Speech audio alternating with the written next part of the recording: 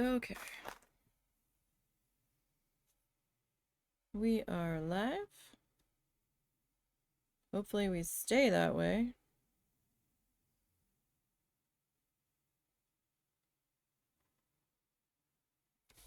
My computer decided to suddenly restart out of nowhere. As I was picking up the colors for us to get started, I was staring at the frozen video and I'm like, what color do I need? And I turned my back and I saw something flash out of the corner of my eye and I turned back around and there was a blue screen that said, we've encountered a problem. We have to restart. I'm like, what? No. And then it proceeded to restart slowly. Hopefully we're all good. We'll see what happens. Alright, so today we're starting a new magnet. We're up to we're starting the 12th magnet from this season of season 31 from Bob Ross's Joy of Painting that we're following along with. This one's gonna be tricky for me, because he's got a lot of those pine trees in there. And I tend not to do the pine trees on the small scale because they're really, really super difficult for me to do small. However, they're not the main focus on this one, but they are prominent.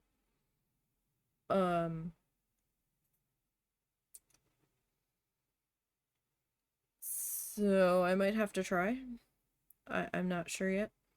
We might try it and see how it looks. I think it's gonna be a hot disaster, but we'll see. Excuse me. So we're gonna pop the link into the chat.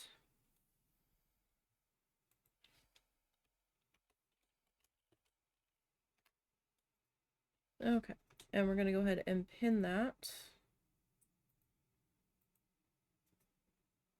for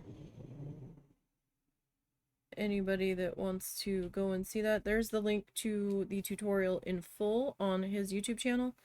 I have it tiny down in the bottom corner. I also have it muted, but I do have the closed captions on.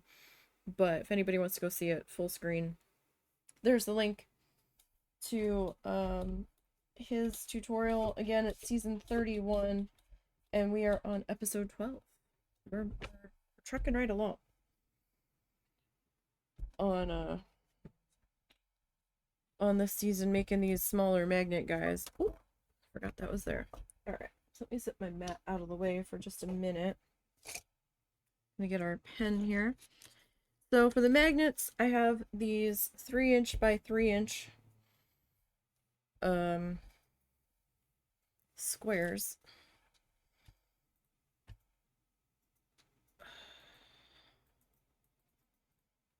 Because of course everything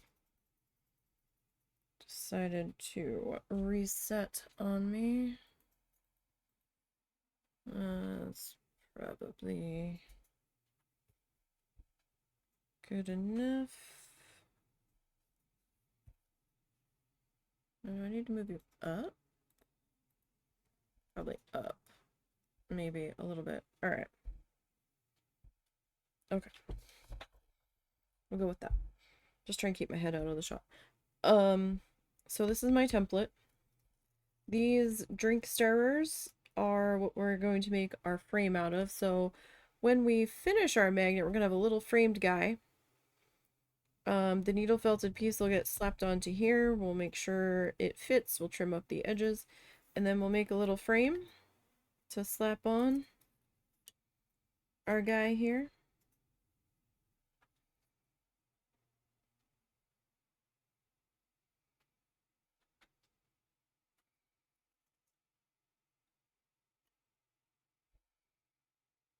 Basic idea.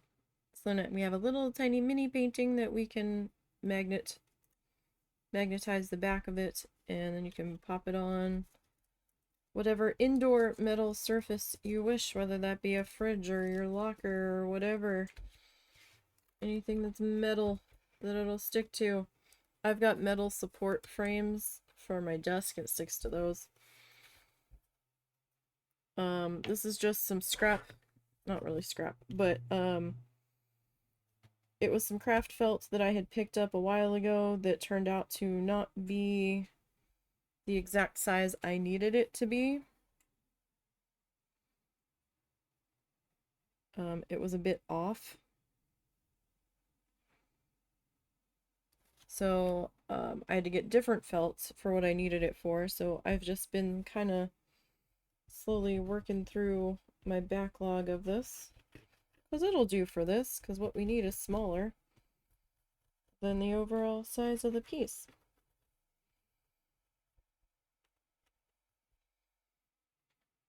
I'm thinking of trying this on my 5x5 squares that I've got.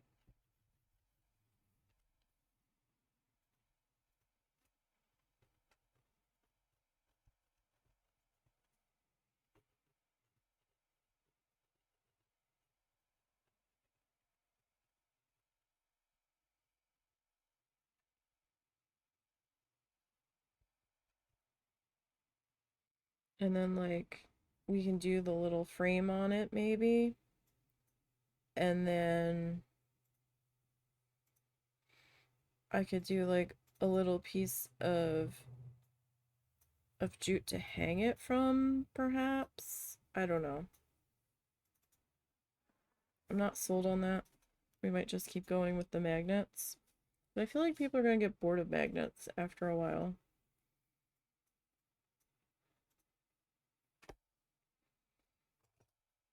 So, I don't know. So, this is approximately 3 inches by 3 inches. And so I traced around it so we have a rough idea of the size that we need. And I take some tape and I outline. This is optional. You don't have to do this step if you don't want to. But it helps me make sure I don't get too crazy.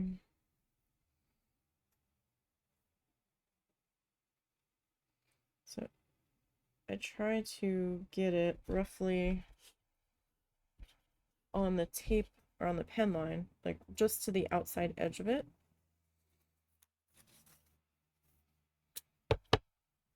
So it helps me keep track of where my pen lines are. Because as we go,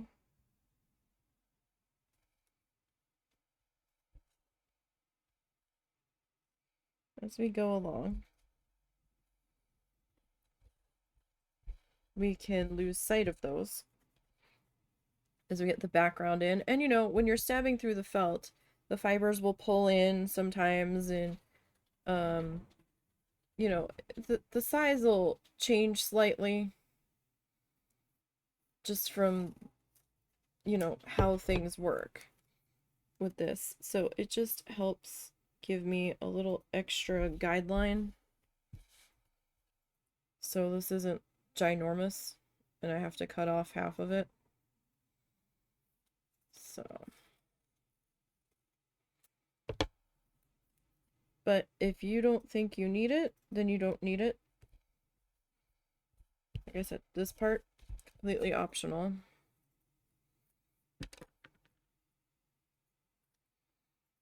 One 100%.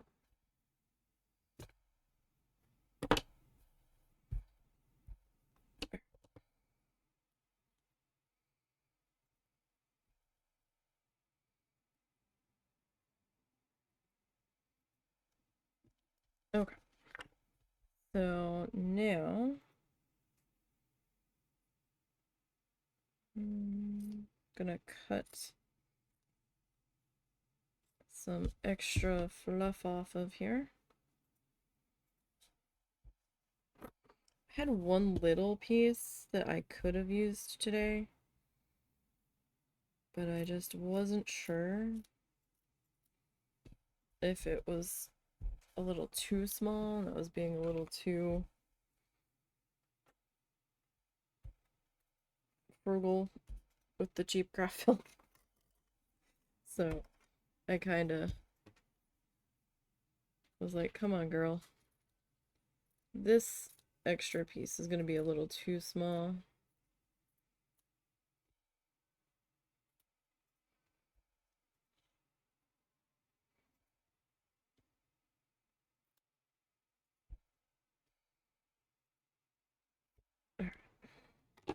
I'll put that over there.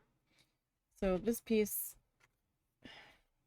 like, it would be just big enough, but it wouldn't account for any, like, pulling in that might happen. So it's just a little smaller than I would like to go. So we're going to part ways with that piece because I don't think I need it for anything. And I'm slowly kind of chipping away at my extra supplies of stuff here before I try to buy anything more. So this piece is still good though. We can still get I don't know if we can get 2 more out of that, but we can at least get 1 more. So we will tuck that to the side. Okay, now I need to figure out, and I forgot to do that ahead of time. So let's see. So I have the video kind of advanced a little bit for what we need to do here. So there's we kind of have, let me see here.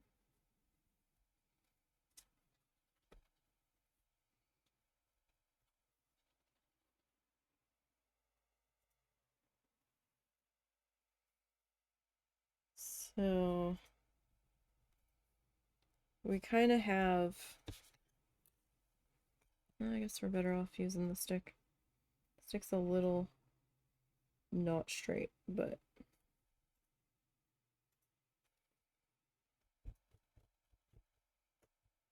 I'm just putting in some guidelines here. If I need to zoom in further, by all means, let me know. I might need to zoom in a little further. We're a little zoomed out from yesterday. Alright. So, is that enough room though? This is ultimately my ground space.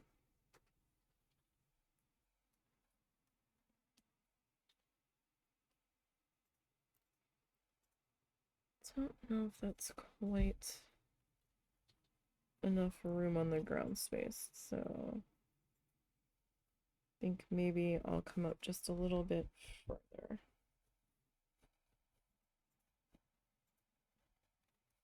Okay, we're gonna go with this line here. I'm just gonna do a little asterisk guy so I know where I'm at. I need to give myself guidelines or else I get carried away. Alright, so we need our mat. I have a wool mat from Wool Buddy, not sponsored. That's why I cut the tag off of it. We've been using this guy for a while. Since I think January. We have our scissors. We have our finger protectors. Let's put those on. You don't have to use them. I do recommend them to keep any potential injury to a minimum. These needles are very sharp and they've got little barbs on them, so if they go into your finger too far, it's not going to be fun getting that out. So I have had the needle stab into the protectors. It is still possible to stab through them, but it's more like a pinprick, like if you were sewing something, fixing a button or whatever, and you pricked your finger, than if it went full force into your hand. So, you know.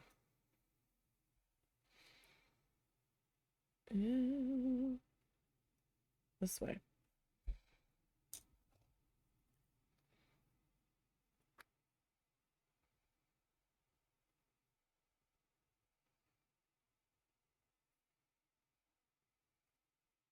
Had it flipped upside down, so that way for up.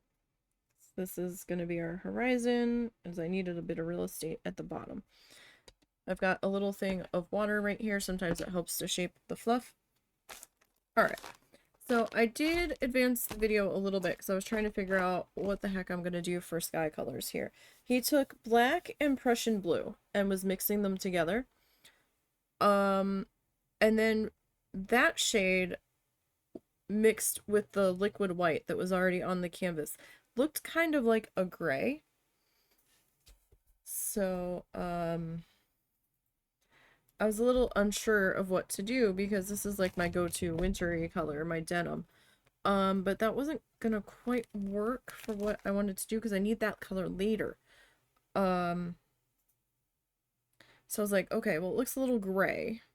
And then he left some lighter spots. So we might have to try to do like a combination sky. So I've got some gray mist. And I'm going to start out with a little bit of that. And we'll kind of go from there, I guess. So, just a little drop of water on my palm. And I'm going to roll this guy a little bit. I mean, honestly, I could probably try to... we'll just... So I'm just gonna like drop this in places.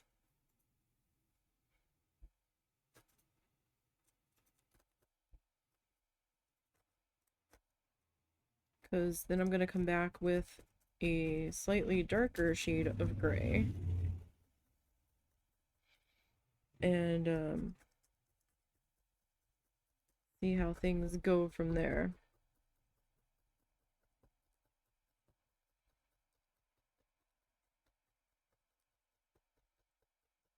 I hope everybody's having a good Tuesday.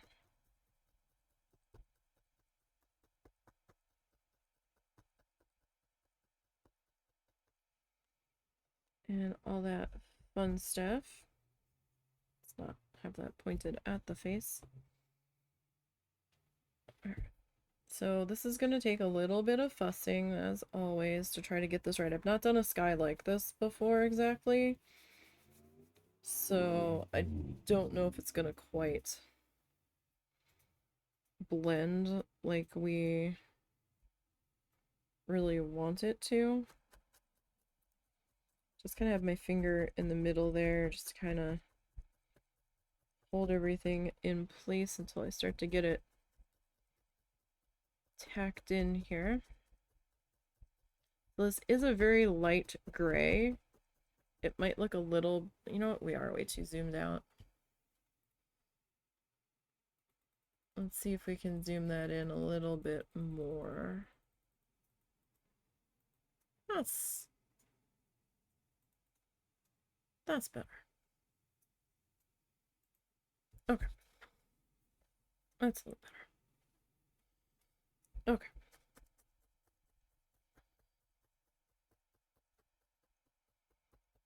So, I mean, we are working small, so it's probably better to zoom in a bit. So since I put this tape on here to follow where my pen line was, you can see that as we're stabbing the yarn in, and I'm using acrylic yarn. You can use roving. Traditionally, you use roving.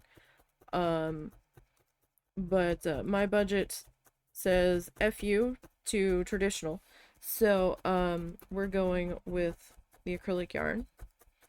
So as I'm stabbing my fluff in, you can see how it's like pulling the fibers in on the base felt, because this is starting to get bubbly. And like a little wonky there, and that's because as we're stabbing in, we're pulling the fibers together. So I just have to re-straighten that out. And the very edge doesn't have to be perfect, because when we make our frame here, that's going to sit on the very edge. So some of it is going to get cut off. Not a whole lot, but a little bit.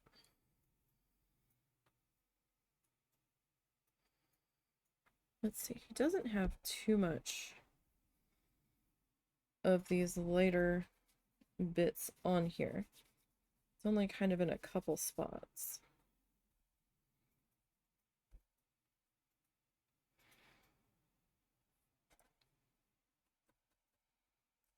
Don't want to get my, I'm trying not to stab through the tape.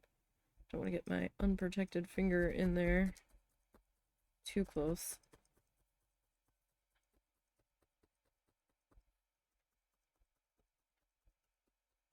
I'm using a small gauge needle. No idea what number that is. My kit, when I acquired it, just had S on the tube of needles. I take it to mean that's small because the two other tubes of needles that came in my kit had an M and an L for medium and large. And I did not necessarily see any documentation in the kit that said what gauge specifically they were. If it was there, I missed it. And I don't have the paperwork any longer. But I do know that this size needle works for me, so that's what we're using.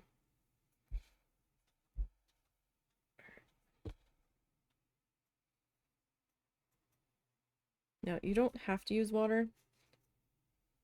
We're not saturating this. I just have a drop on my palm that I'm rolling this around in to try to shape it to the shape I want it to be.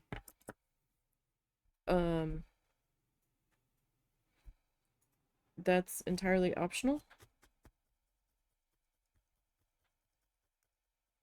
If you don't want to use it, you don't have to. I just find sometimes it makes them a little bit easier if I can't get enough friction on my hands to make it do what I want it to do.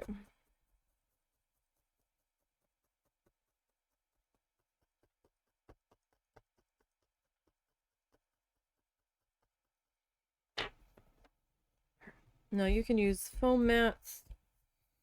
I've heard of some people making maps with like mats with burlap and like rice in them. I've seen like smaller mats that look like a hard bristle brush. You basically need something that your needle can penetrate without breaking. That would be, you know, at least this deep would probably be ideal. Because you need something soft or, well, firm yet forgiving, I guess we'll go with. Or firm yet penetrable with the needle. I mean, this is stiff. It's not super soft. But the foam is scritchy on the needle sometimes. And it bothers my ears something terrible. So I tend not to use the foam. I've seen some people use sheets of like the house insulation from like Lowe's or Home Depot. They get a big sheet of it and then they just cut it down and into the size that they need and replace it as they need to. Because your foam mats will end up breaking down after a while just from the amount of use that they're going to get and the amount of stabbing that you're going to stab through. You know, it happens. It's going to be a thing. You're going to have to replace it every so often, and I think with the foam, you're going to have to replace it a bit more often. I got about a solid year's worth of use out of my previous Wool Buddy mat. I still have it, and it's still usable. It just got kind of lumpy from how I was stabbing into it. And I'm actually trying to make sure that we don't stab into it in one area too much. I kind of try to move around a bit through the course of a project. Now, keep in mind that Wool Buddy mat, I was making 8x10 sized pieces, roughly, of needle felted guys here. So it was a little bit on the larger side. And they took us several weeks to complete. Well, several sessions. Doing it like 1 day a week, sometimes 2 days a week. For anywhere from like 2 to 4 hours. So, and we weren't making critters, we were stabbing directly into the mat.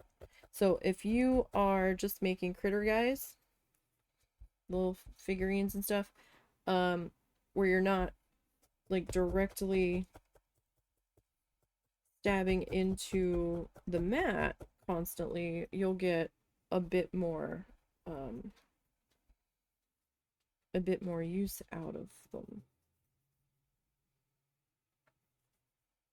I like working in these little fluffy snakes. Some people like to just work in the full-on bit of fluff that they have pulled off of their bit of roving or fiber ball or whatever you are using.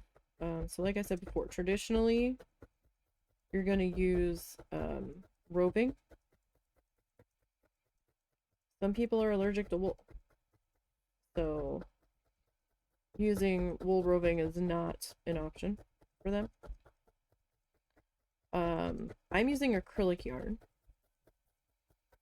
Whatever the cheapest brand I can find on sale that looks like it's gonna work for me. I tried to be loyal to one brand or another, but then they either jack the price or they don't carry the color anymore, and I'm like, really? So we kind of just grab whatever's on sale that looks like it's gonna work for us in the right color.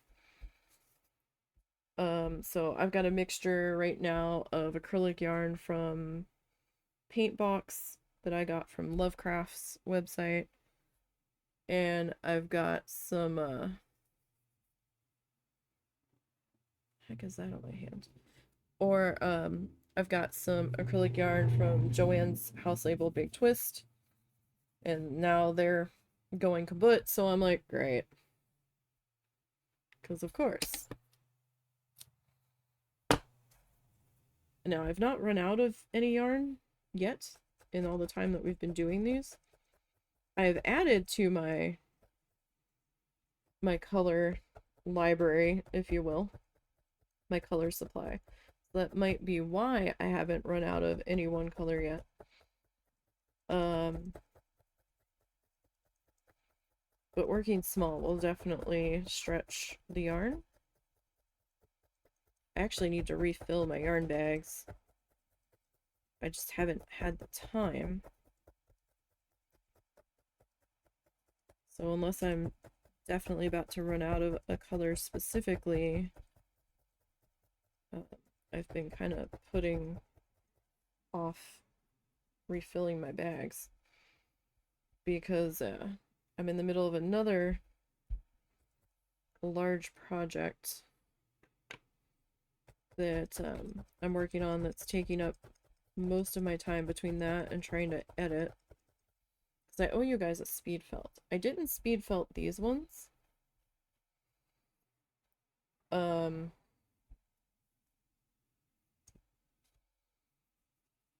just didn't.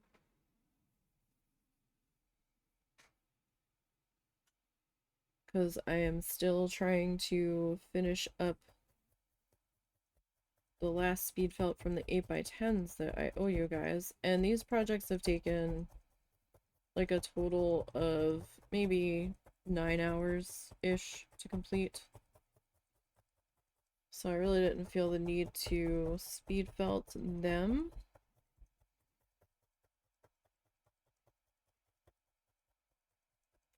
I haven't really gotten into the realm of doing shorts on YouTube. I haven't had the time to deal with it, and I don't have an editor to just say, here, create this. So, since I haven't had the time to really deal with it, I don't really have any. And I've been seeing a ton of shorts being stolen lately, where people are taking video already done from another creator and putting it on the screen and then split screening it with some stupid like video that somebody else put together of stuff being made or poured, or you know, those like satisfying cleaning videos or making videos or whatever, and I'm not even sure that they own that video either. So I'm just like, do I want to deal with this? Do I even? I'm not sure. I know people have shorter attention spans. I'm not getting involved in the TikTok. Sorry, I got enough. There's only so much energy to go around in a day. And I'm already struggling enough just to get stuff posted in the few places that I'm posting it. So, you know. There's that. There's just not enough energy for this girl right here.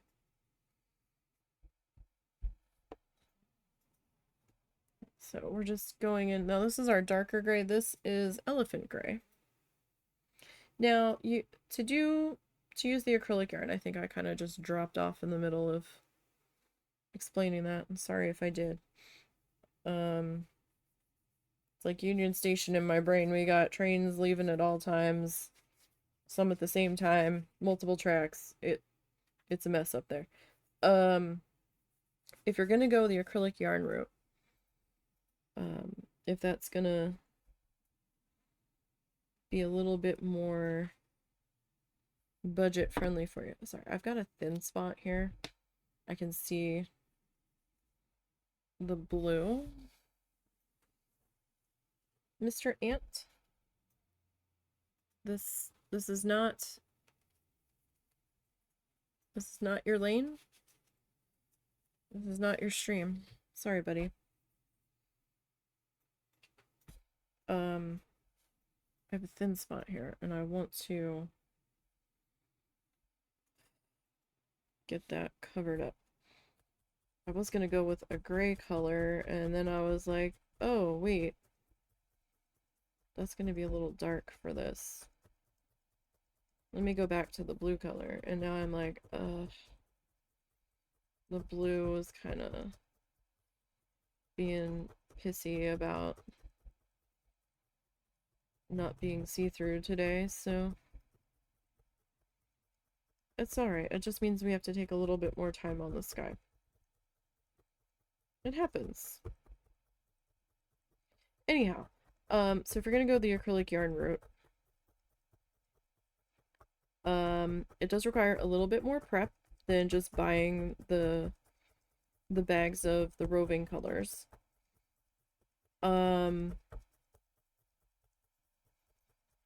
So you'll get your skein of yarn, right? Just from the craft store or wherever you get your yarn. I think most yarns will work that are plied yarn.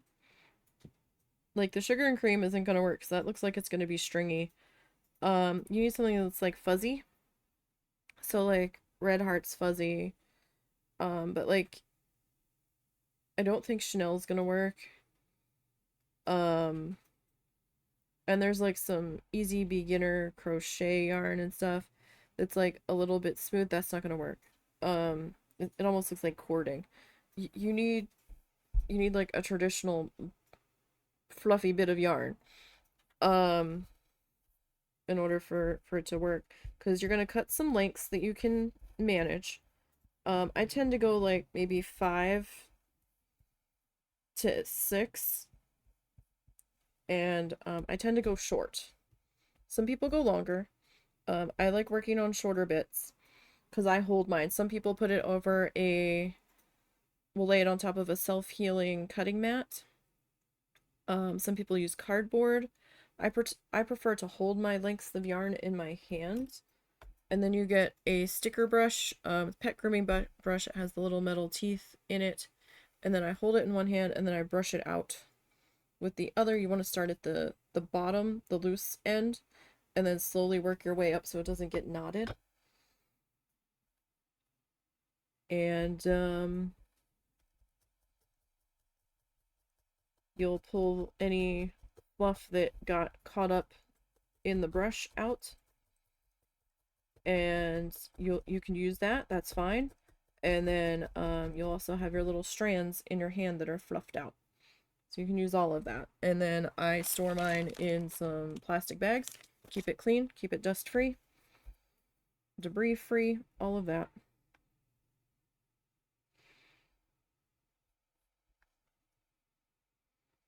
And I tend to take the label off of the yarn,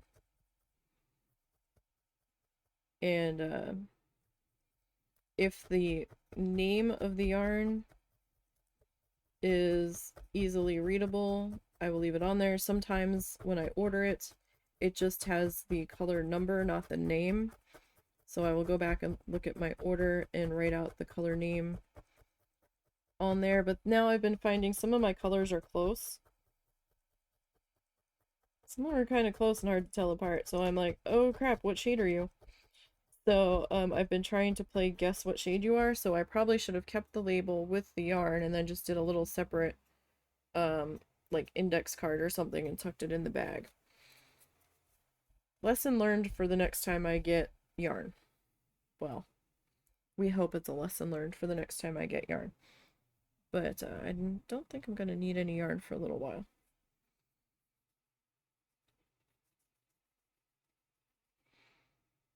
As I am fairly good on that.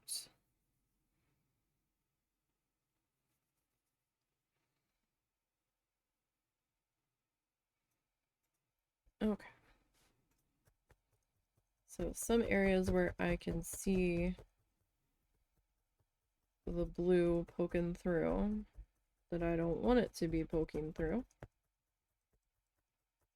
I'm just going to add some more layers of fluff onto it. That's all. Not a huge problem.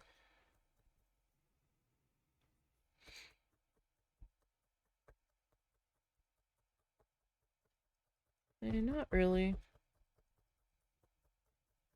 Like, we don't want to make it super, super thick if we can help it, because when it comes to making our frame, that might make things a little more difficult.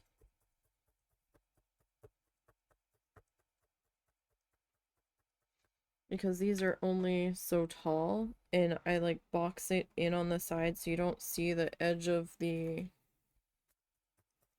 felt at all. I guess if it got super thick, I could try to just carefully paint the edge of the felt, but I'm worried about it like getting soaked up through the fibers and then bleeding out into the piece. I don't know if it would. It's just one of those like doomsday scenarios in my brain of if I tried to do it, this might happen. So, I guess you could just go with a slightly wider stick, maybe. Maybe get some popsicle sticks. You just have to cut them down a little bit more to make your frame.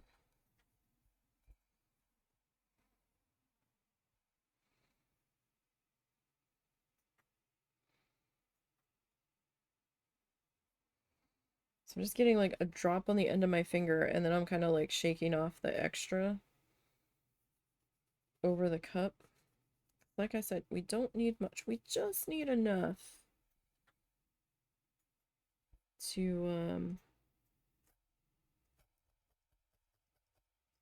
get it to do what we're looking to do.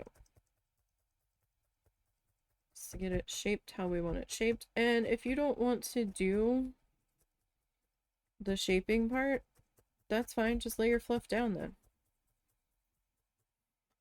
That's fine.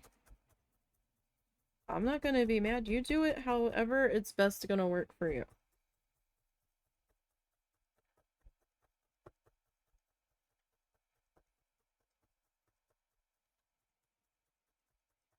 Like, I'm no expert at this.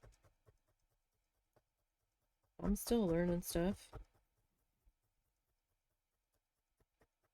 This is just how I've been doing it.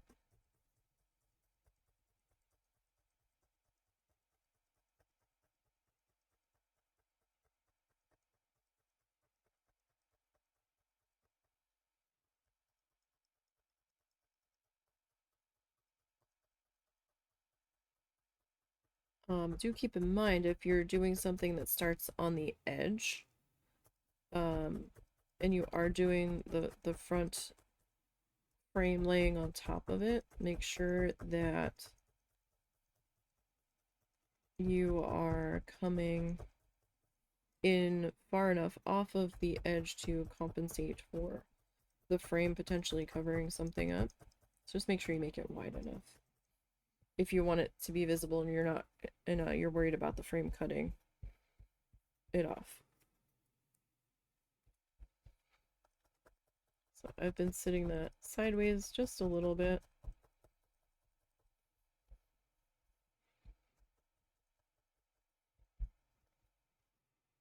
Okay.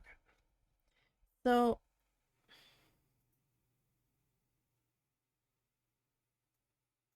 he's got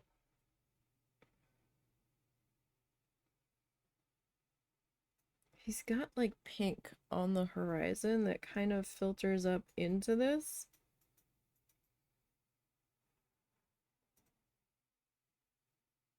So I'm not sure when I should add the pink. I'm beginning to wonder if I should have done the pink first.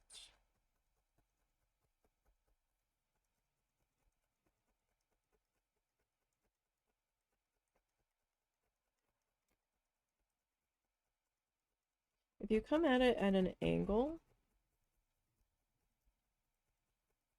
you can sometimes scooch it over a bit. So I kind of want the pink to be under everybody else, so maybe I should add that now. So this is light rose that I'm going to be using. I didn't want it super pink. He took alizarin crimson. Excuse me. And I was like, oh, that's bold. But once he got it mixed in with the white and then the black and the blue that made the gray and everything, it didn't look quite so alizarin crimsy anymore. So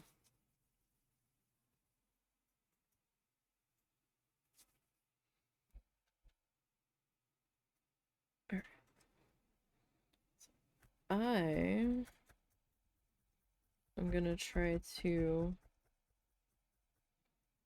get this kind of put in here along here. So this is the light rose from Big Twist.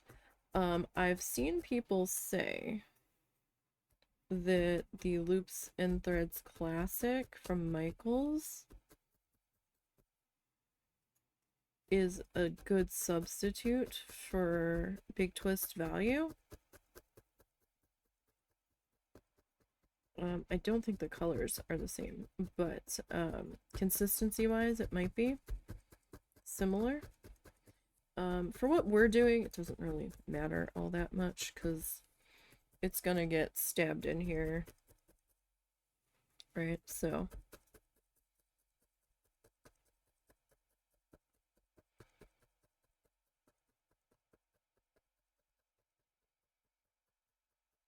doesn't really super matter.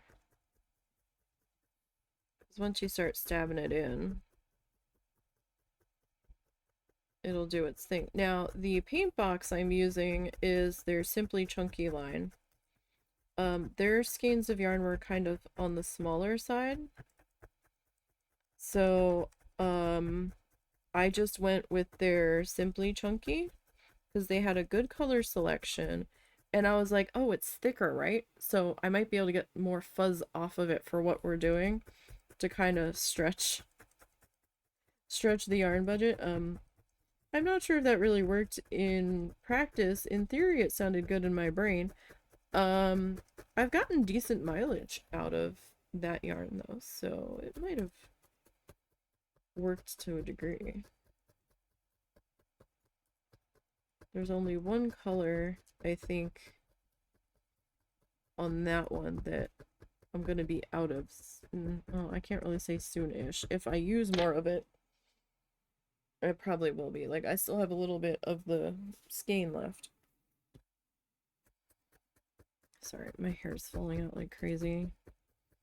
And it's touching me, and it's upsetting me, and I'm like, stop touching me.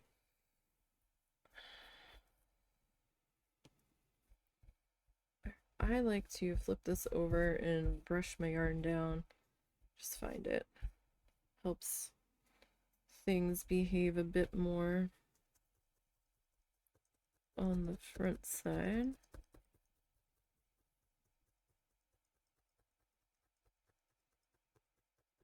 Oh, I'm probably going to add a little bit more to that, make it a little bit thicker. Like, thicker, not thicker. Dang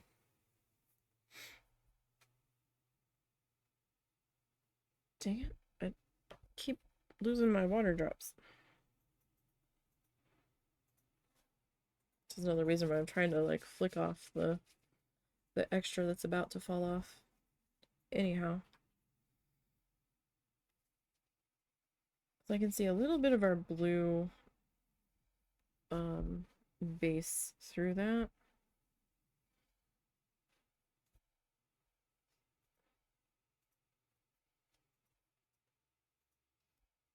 Right, I'm trying to make this not look terribly crooked. It's not that easy.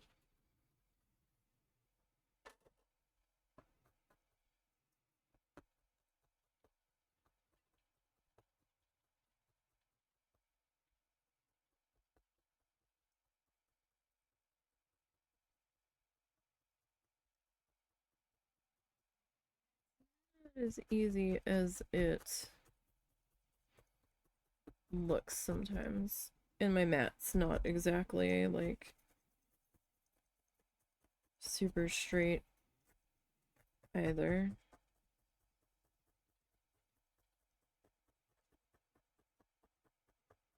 So if you don't get like both ends tacked down, and you only like tack down one end and you're starting to work your way through, the needle will get a mind of its own. And the little notches on the needle will just start grabbing all of the fluff ever. And it'll just start like mowing it down. Like you're twirling spaghetti, and you'll end up using more fluff in one area than maybe you necessarily wanted.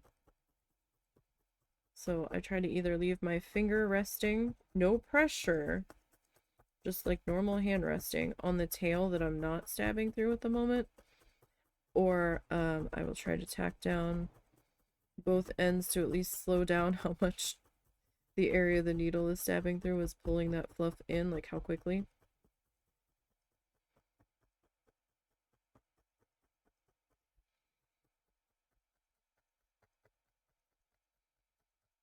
I don't know if that's, I don't think that's exclusive to the acrylic yarn though, because I did have a little bit of roving that I was using when I first started.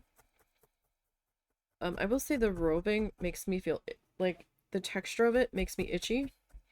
I'm not allergic to wool, just it's a little bit of a rougher texture. The roving that I had started out using, not all roving is rough, but that particular stuff was, and just the feel of it made me feel itchy. So I much prefer the softer texture of the acrylic yarn. But I do have some roving left. I had gotten a sample, almost really a sample. I had gotten a bag of like 50, was it 50 shades? Or was it 50 pieces? Maybe it was 50 to 100 pieces of roving. And they came stuffed in these little like embroidery floss bags, like the little tiny embroidery floss bags that were like this big. And they were like stuffed to bursting, most of them. But it was assorted colors. So if I ran out of a color, I couldn't go order more. What you got is what you got. Like you never knew what color you were getting. So I was like, well, that's slightly problematic. I still have some of it. I haven't used all of it yet. I was originally going to use it for some of these, but then I was like, well, if we're going to put these in the farmer's market giveaway, and knowing that some people are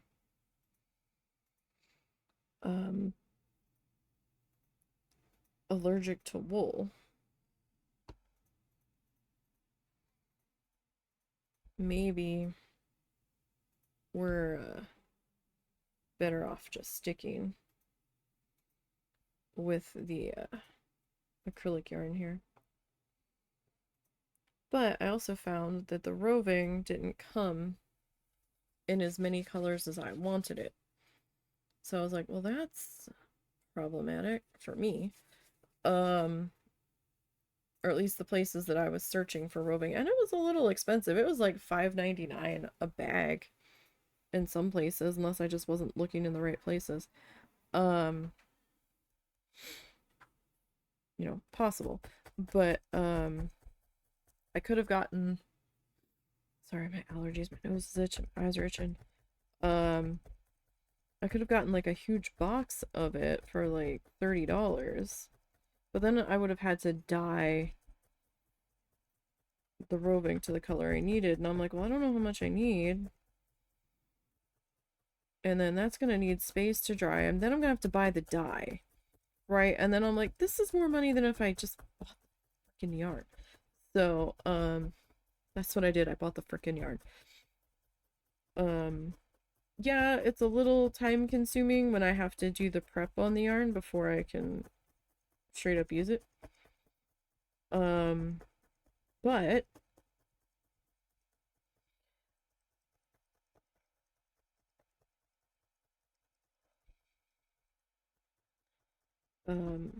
it's been worth it in the end. Now, if you want like a straight line or something, you could probably use the yarn as it is to like outline whatever you're doing. You can probably do that. You're gonna go through more yarn that way. So I do recommend doing the fluffing.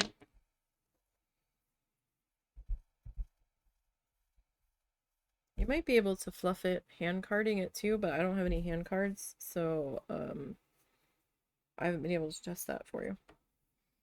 Alright, that might be enough pink. I can get my bag back open. I mean, I guess I could have just written on these bags what the color was, but, you know, if I run out of that color and I can't get that color again, then I'd have to replace the bag, you know, when I put a different color in it. So just putting a different color in it when the time came, so...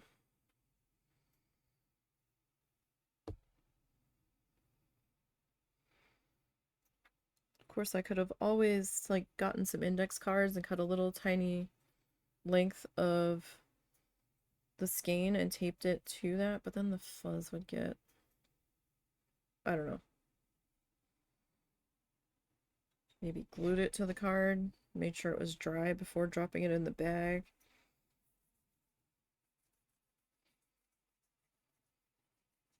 Although if the name is with the skein and the name is on the card in the bag, then you wouldn't have to do that.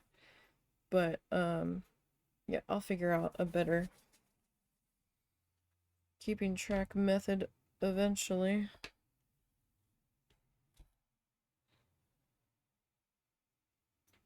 I think that was a piece of guinea pig hay. I'm not certain, but that's kind of what it looked like.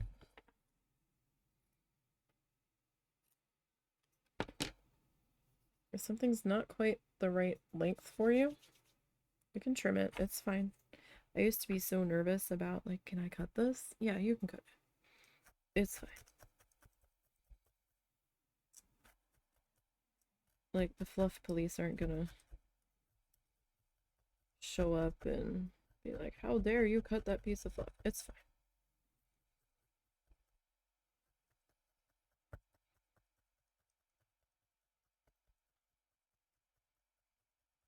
Alright.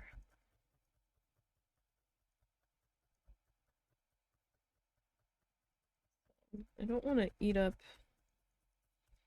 my bit of misty gray that I had popped into there, but I do need to work around it a little bit here.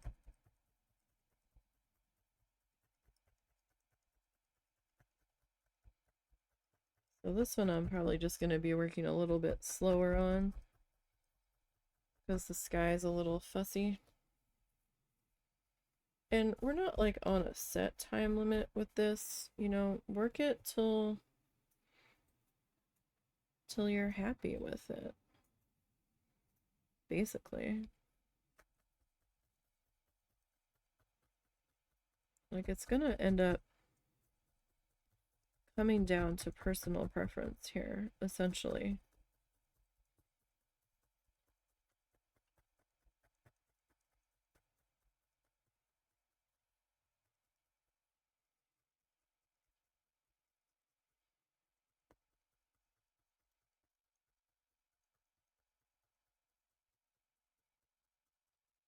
And if you didn't want to add the lighter splotches to the sky, you didn't have to. It was just something I decided to experiment with on this one since Bob did. I was like, well, I mean, I guess we can try it. I don't know how I'm going to feel about it in the end. It might not really matter because, you know, you can get paint to blend a lot easier and get like lighter sections to shine through in areas easier, especially with oil paint. It can be a lot easier to make that happen.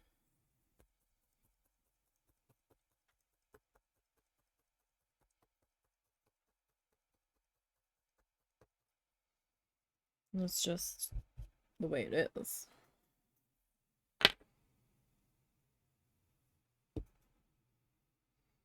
Can kind of make it happen a little bit in acrylics too. But trying to make it happen with the fluff can be a bit of a trial. Excuse me.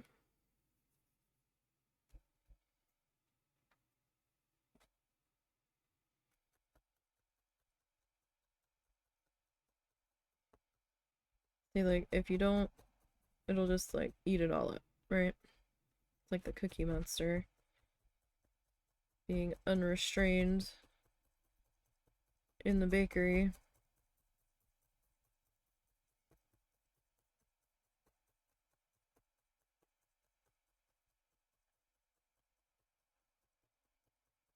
And I don't want to eat all of my pink here. I still want some of that showing. I just wanted it under the gray.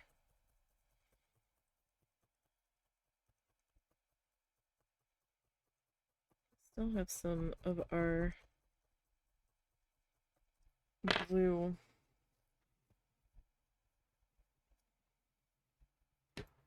kind of seeping through back in there, which I'm not entirely thrilled with. I could either add some more of our gray mist in there, or I can just add this elephant gray.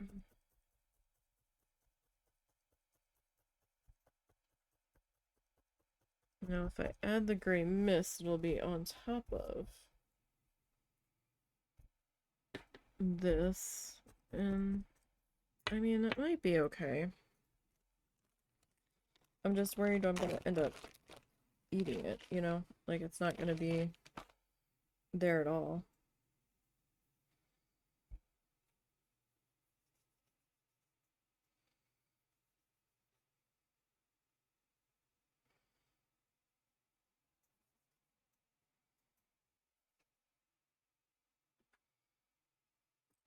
That's probably like way too big.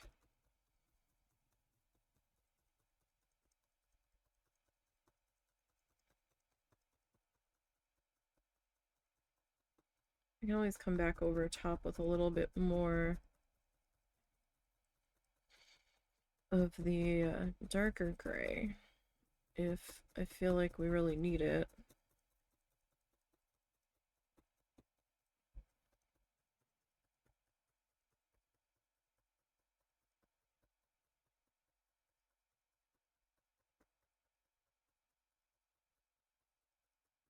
At least we weren't trying to use neon orange this time.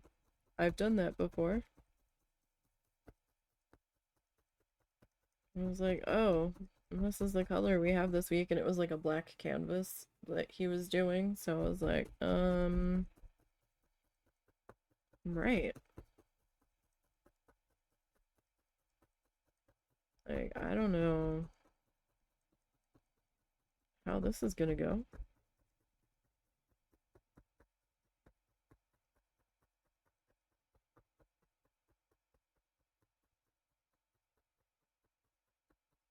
Right, that's not too bad. It kind of melted in a couple of places, and I'm okay with it doing that. Like, that's fine. Yeah, we're good there. Alright. So this is our gray mist. I'm going to put that over there. And this is our elephant gray. Again, we're not wet felting this. That is a different beast altogether. So I only want a little bit of water. Very, very little. On my finger. On my palm. Just so I have enough to try to do something with it.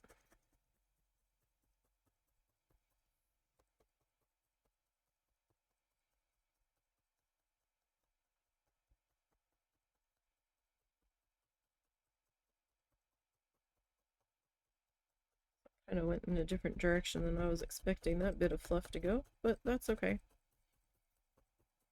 Right? We can guide it to a point.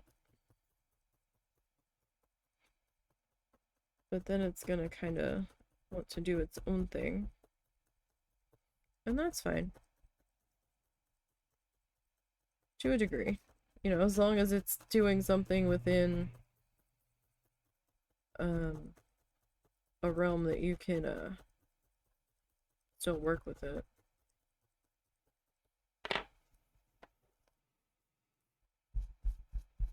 Alright, I'm gonna rotate our guy here. So I'm working sideways just because it's a little bit easier for me to see what's happening here. So I do apologize if you're having a little bit of difficulty figuring out what the heck I'm doing.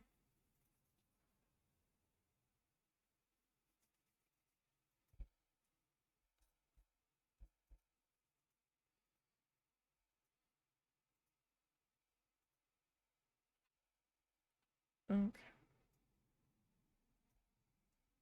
So this guy. Try to bring that in. Now you can like scrape some of your fluff into position before you start stabbing, make sure you're surface scraping and that you don't stab in and then try to scrape, because you're just going to snap your needle. You want to drag it on the surface. So if you see me doing this, I'm trying to nudge some loose pieces around to get them in a little bit better position where I want them to be.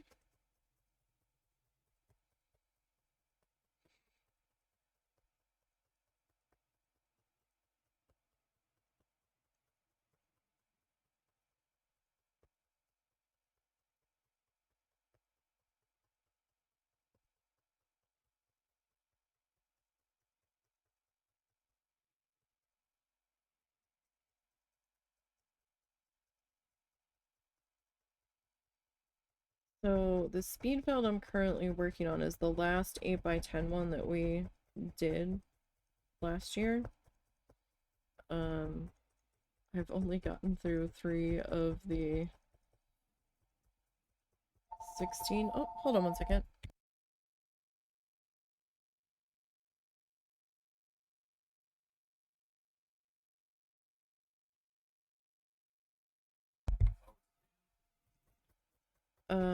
Sorry, our caller ID announces who's calling.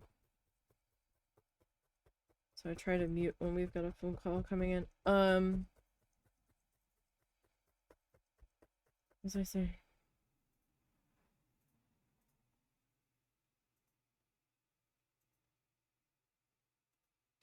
I don't remember what I was in the middle of saying, or what I was about to say. That thought has left the station entirely. Don't know if I'll remember.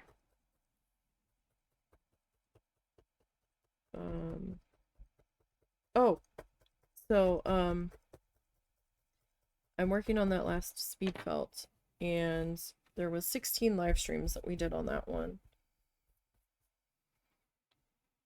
And, I've been having a real hard time getting through that one, I think, because I'm just tired of doing the editing on that. And, I'm slow to edit because I get distracted when I can't focus or don't want to focus on something, or I'm tired of doing it. So it's been taking me a little bit longer. I got through 3 live streams so far. I just dumped the 4th one into it, and I'm either gonna have to get rid of my raw video on some of the older stuff that I have posted on the channel, or I'm gonna need, or not raw video, the edited video, or I'm gonna have to get a new portable hard drive soon. I'm hoping that when I get the tissue paper project done and edited, that that will free up some space, because that's taking up a large chunk of that hard drive right now.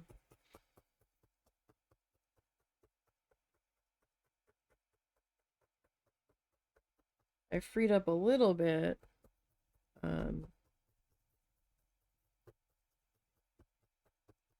and promptly build it right back up.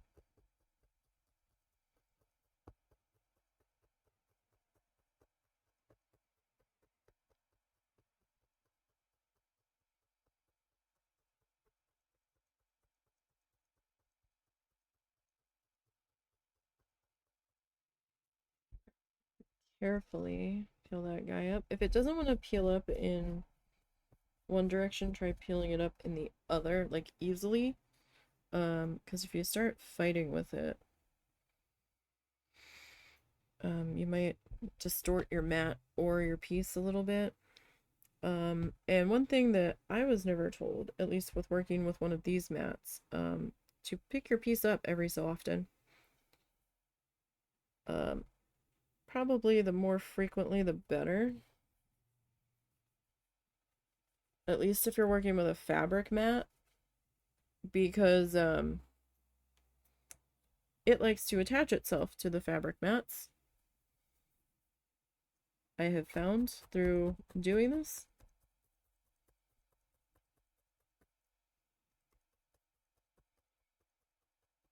And it was not a fun time trying to get it off of there. So, just to have you avoid that issue, I do recommend popping it up off of the mat. Now, if you're using the foam mats, I don't think it's as much of an issue. Or an issue at all. But these fabric ones, the wool ones, the felt ones, definitely want to do that. Periodically. Often. More than periodically.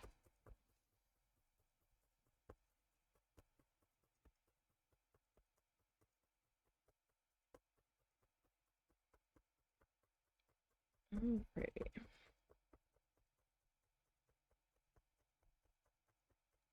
Get this popped into here.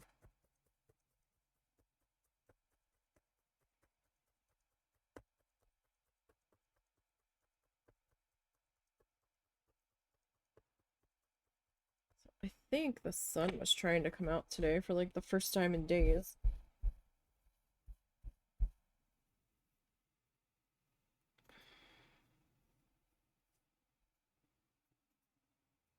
Alright.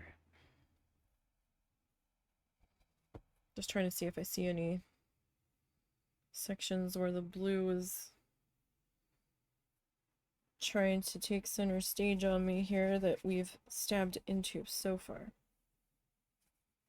I mean, granted, we have sections down here that we haven't worked into yet, and that's a different story, but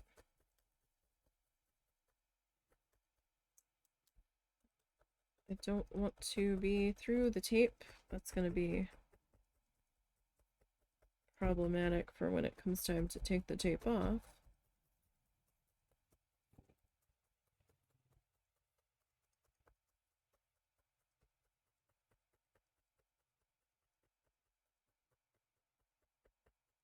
So you want to try to stab straight up and down. I have a bad habit of coming in at an angle. I think with the foam mats, if you come in at an angle, you have more of a likelihood that you might bend your needles. This needle we've been using for a while now.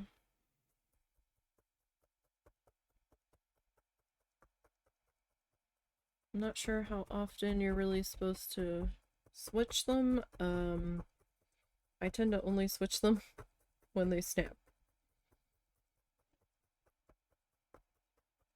I've not seen anything about how often you should swap them out. I mean, it's doing the job, so I don't remember the last time we swapped this needle. I don't think it was that long ago. The last needle snapped. I think it was just needle fatigue. Metal fatigue. So I don't really think I did anything specific. I might have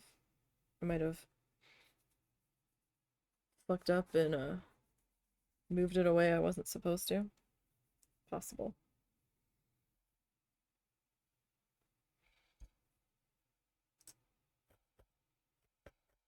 But as long as I don't do anything stupid or accidentally stupid, the life of our needles has been doing fairly well.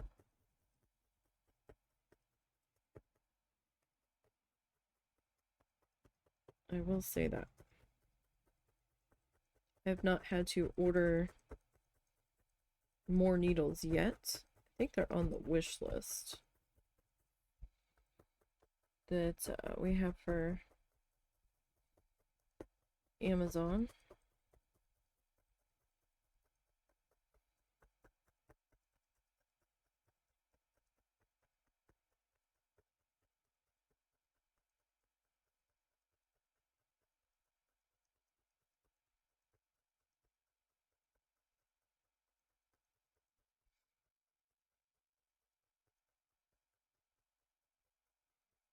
think I added more finger protectors to that list too.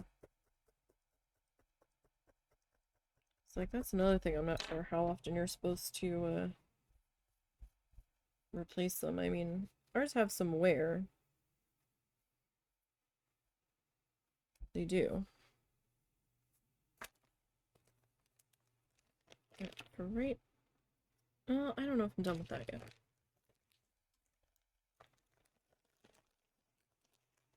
Alright, so we're gonna grab some more of our elephant gray. Like, I could have gone with a darker gray, but I wasn't sure if I needed that darker gray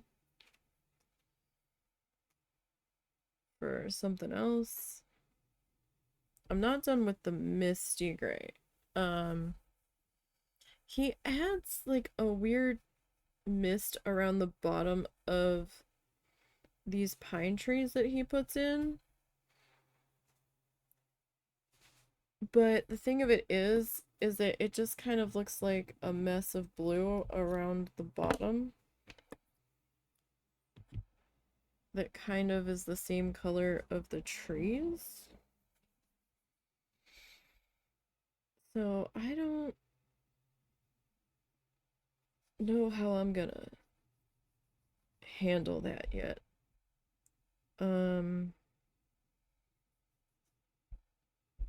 Because I don't know if doing that with the same shade that the trees are is gonna work for us.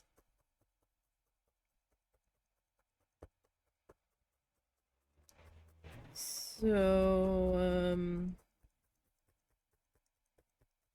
I might have to go with a slightly different approach with that.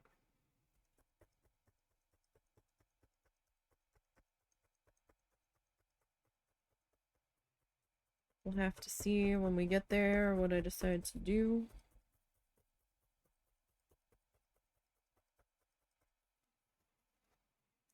So here's the thing.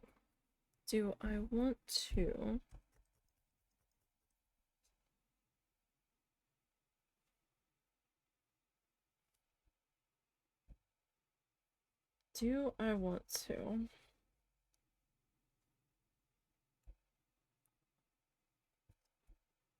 get a little bit more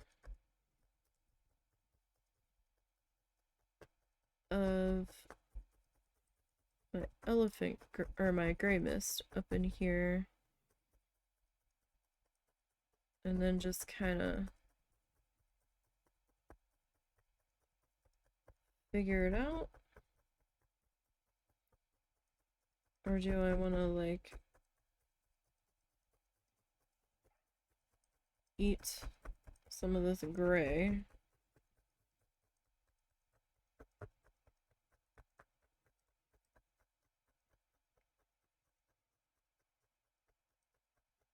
With the gray mist.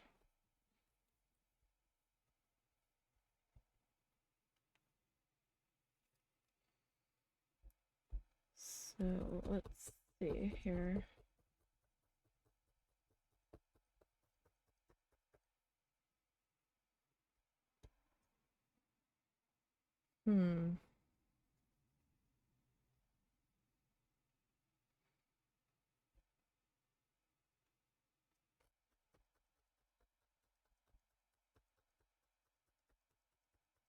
So I've got some blue action happening in here.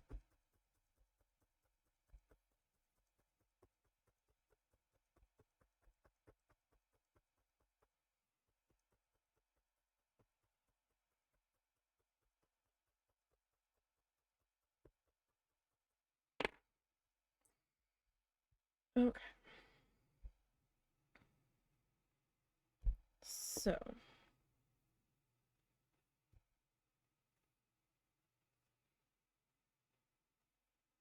come on. All right. I'm going to trim this a little bit. I'd rather work slower in smaller bits just to help me get this in position better.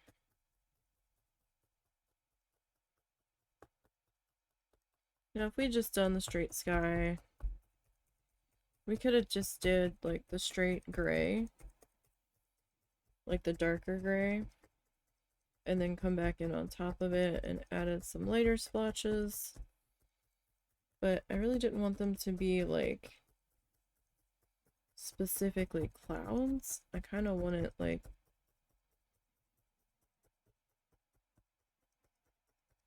intermingled a little bit. Because like the whole sky is kind of like angry and wintry and swirly and like not a specific section.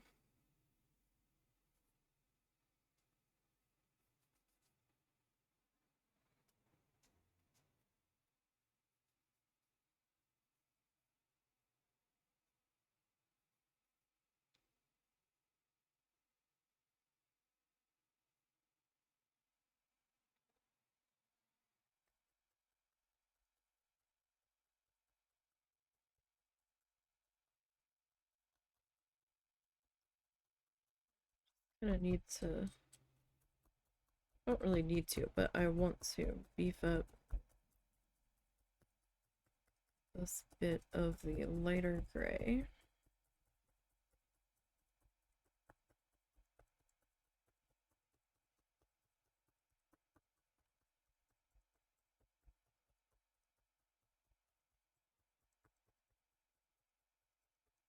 I wasn't really sure I had my horizon in the right spot, but when he put the trees in, they were kind of like above the pink almost, or like right around where the pink started. At least that's what it looked like when I first looked at it. We'll see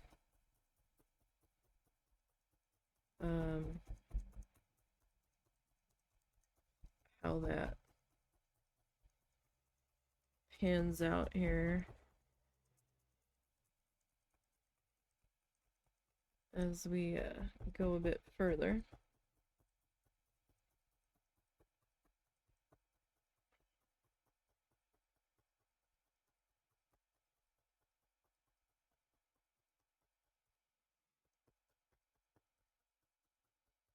Now you don't necessarily have to stab it as much as I do.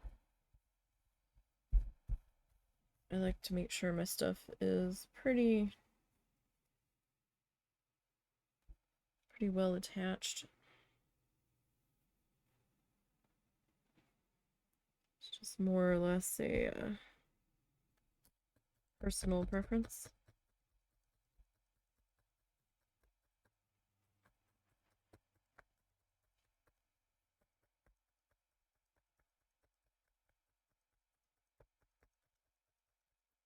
That edge was a little thin. Now, it might not matter because that might get trimmed off because I see a bit of my pen line right here. But I'd rather trim off a little bit that I am okay with than accidentally have a section that I'm like, oh crap, that looks like shit. Woven into it, you know? Like point of not fixable. So at least at this stage we can still fix this guy if it needs fixing.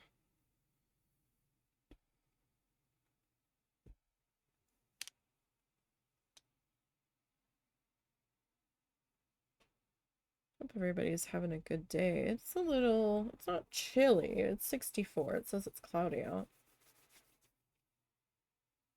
I don't know if I fully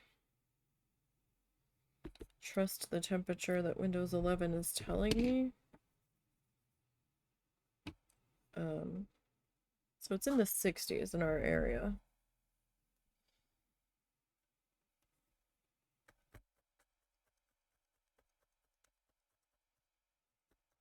I suppose is better than it being like triple digits already.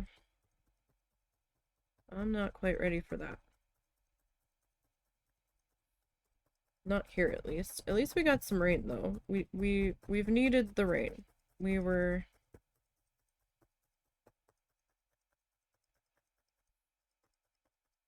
kind of running a little low on the rainfall.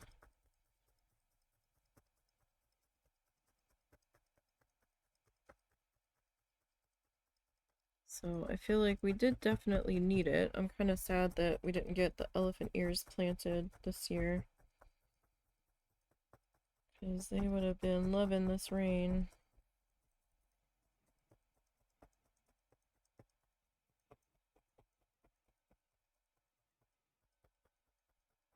But, you know, is what it is. We could have popped them in, but husband said we needed more dirt in the planter boxes out front. This here, and we don't really have the funds for extra projects right now if we're trying to take my mom to see my brother in November. We'll have the mother-in-law will be back for that, so she'll be taking care of the animals and keeping an eye on her house.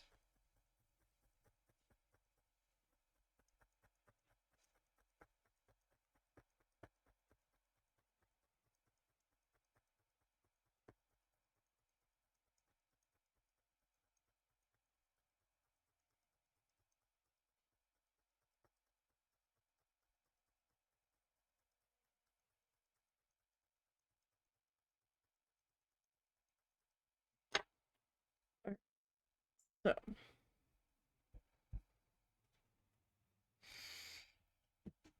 that is gonna go up there.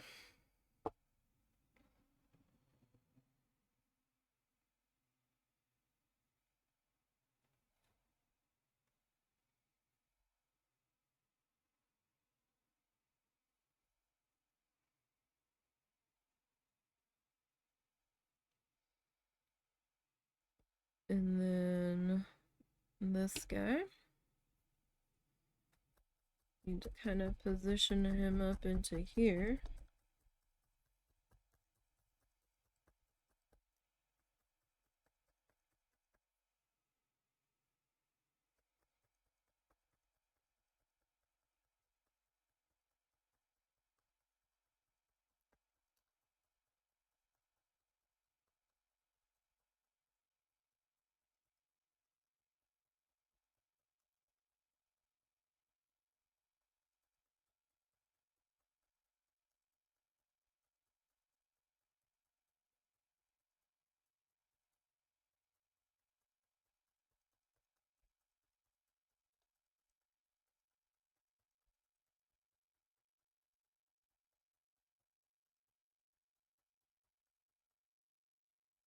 Really?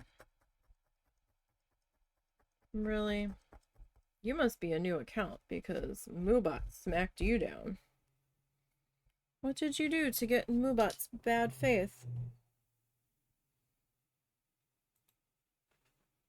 Oh, you just created that account on, yesterday. What do you mean that you're monitoring? No, Twitch.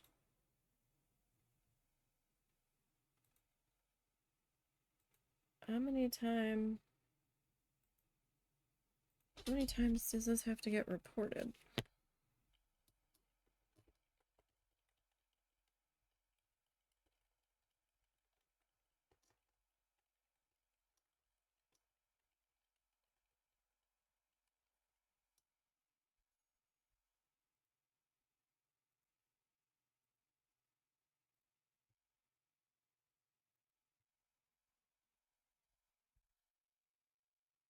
Suspicious user. We are monitoring their activity.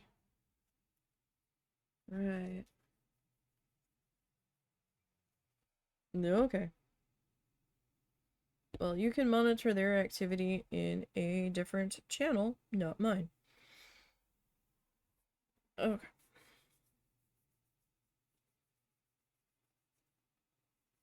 Thanks, have a great day.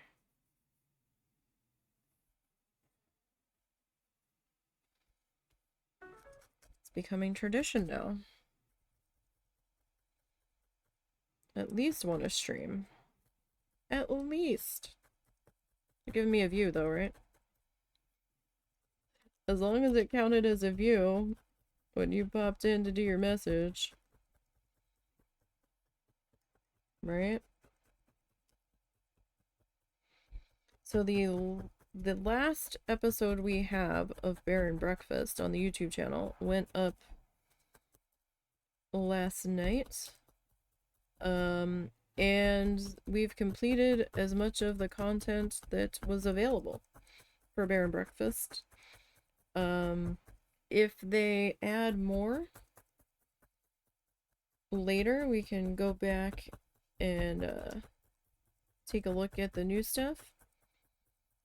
But we will be having Honey, I Joined a Cult show up on the channel. I think June 5th, I think is the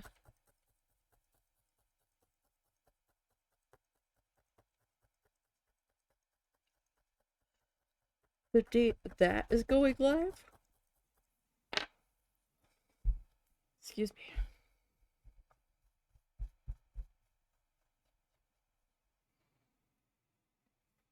Alright, how are we looking? It's still a little blue in there.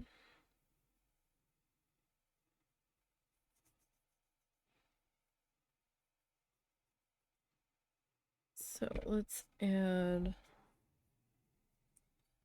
another little splotch of that.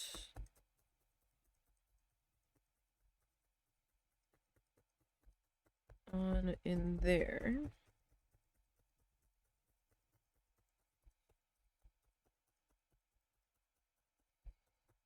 Now the bottom half of the painting is just going to be our gray. I was tempted to go with a darker gray, but we'll just go with the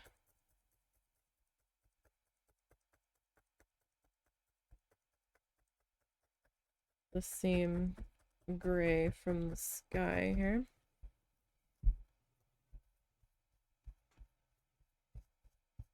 Like there's a section in here that doesn't look like it's hardly been stabbed through. So I'm like, are you actually covered? So I've got a little bit of a lighter section in here where I can see some of the blue. So I'm going to take a little bit more of our gray mist color here. See, sometimes I need the water, sometimes I don't. Kind of depends on how slippery that bit of fluff is being.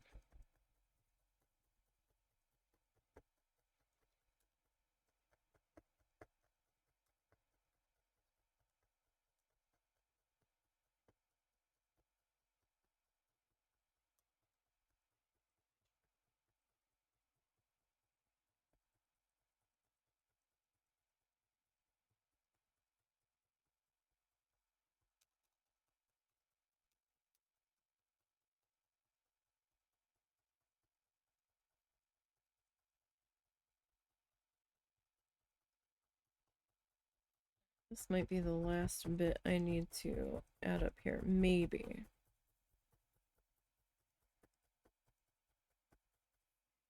Let's see, let's pop you up, brush all that down. Alright.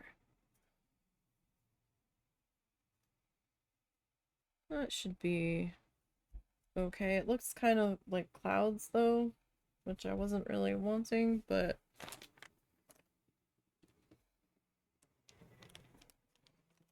That goes to that. Let me put the mist away for now. I've got the pink bag closed up. We're not technically done with the mist, I don't think, but we're done enough with it for now.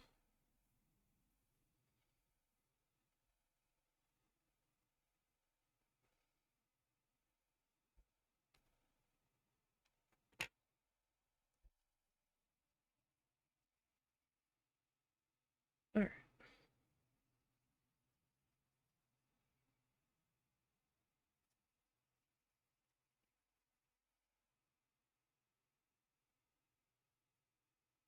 Now we are gonna begin.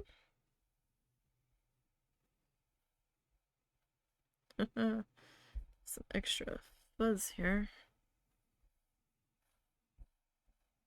Happens sometimes. Stick that over there for the time being.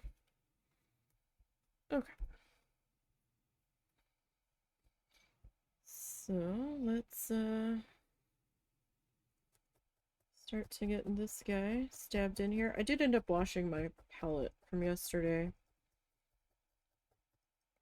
I was looking at the next one, I'm like, that's kind of an entirely different color palette. So I think I'm just gonna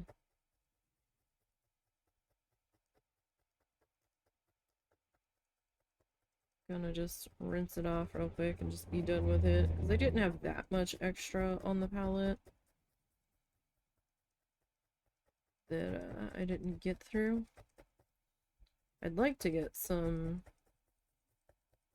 of those ceramic palettes, but my work surface is just not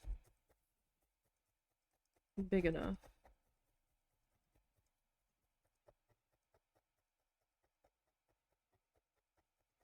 I'd like to get a really big egg plate. I mean, I could probably just use the last lid from my other Dollar Tree container, because it's got like the little side wells that I could mix the color down into, but I don't know. That might get a little messy. Don't really want my colors to run together, which is why I wanted to dedicate that specific palette to it.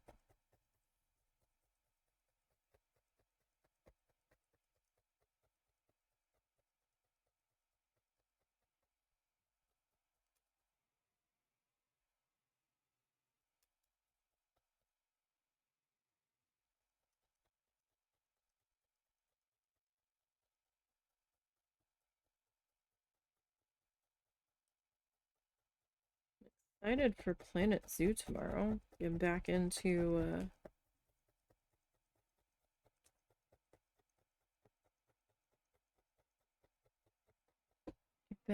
Tappy Feet.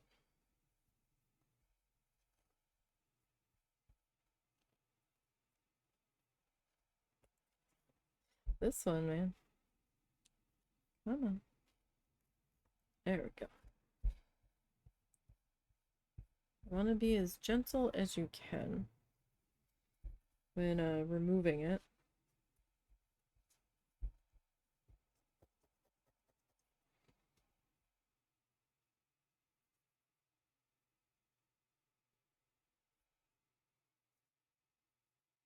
Just to make things a little bit easier so you don't mess up your mat.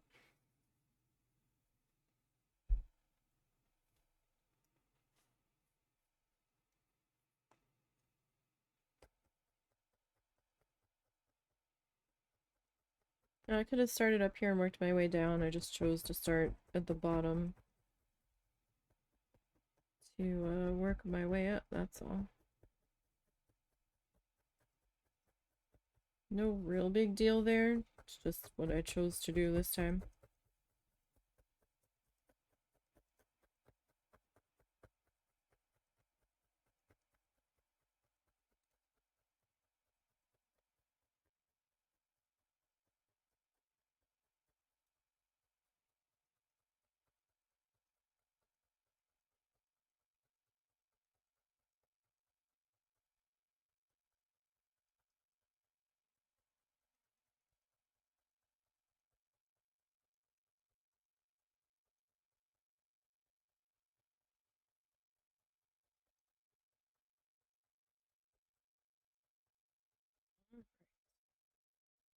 So this bottom here, I'm just gonna fill in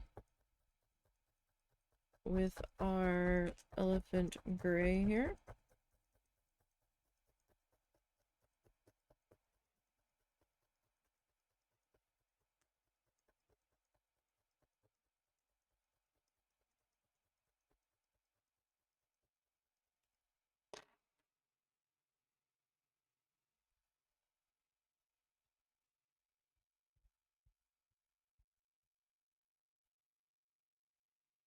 Okay. I need a bit more of this because I ran out of it pulled out of the bag. So I'm almost, well, I'm not almost, I'm getting closer to being done the tissue paper project. Admittedly, it has taken more time than I expected it to.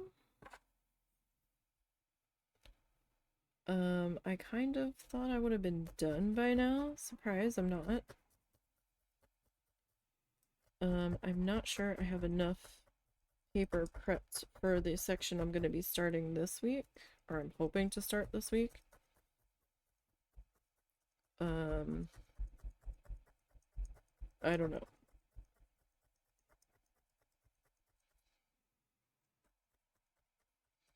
Now, I might have to switch up the stream schedule next week. Or, swap out streaming times next week.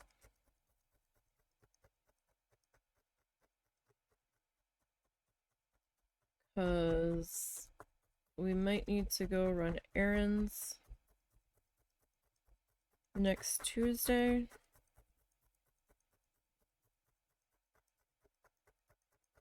I mean, if we can wait till Thursday, that would be better, but I don't know if we can.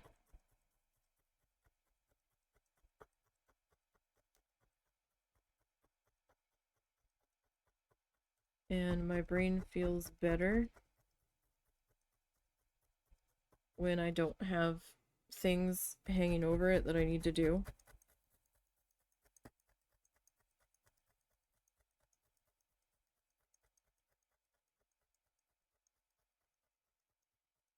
So we might skip stream next Tuesday.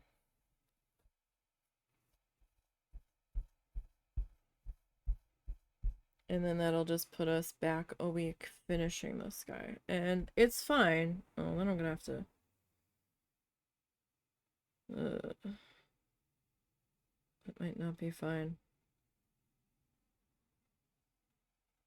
Because then my posting's gonna be all off by a day. Oh, that would be terrible to fix. I've got stuff scheduled through July on the YouTube channel because going to every other day, posting the archives and the games that we're recording and not streaming, it's well into July that stuff is going up. Like this one won't go up until July on the YouTube channel. Shit. Oh, I don't know. I don't like having 2 days in between videos.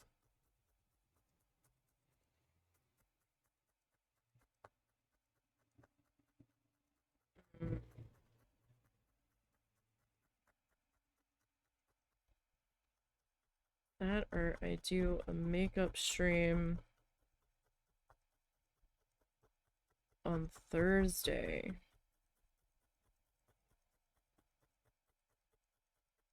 Does mean one less day to work on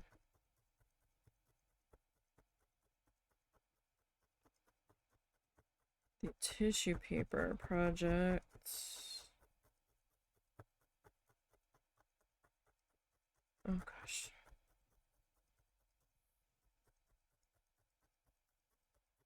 We have to go food shopping, right? Because we're getting low on supplies. And we might need to go that day to get the boy food. Because he won't eat his dry dog food anymore. Sometimes we can talk him into eating it. Sometimes. He's been so picky lately.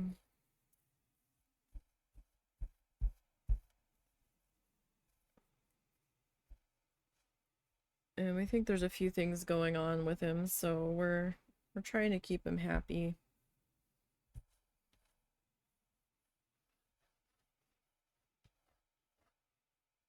As happy as we can.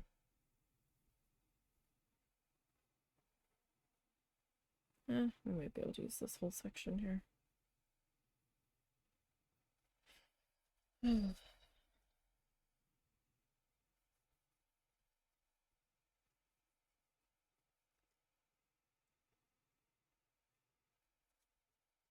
I don't know what to do. We'll figure it out.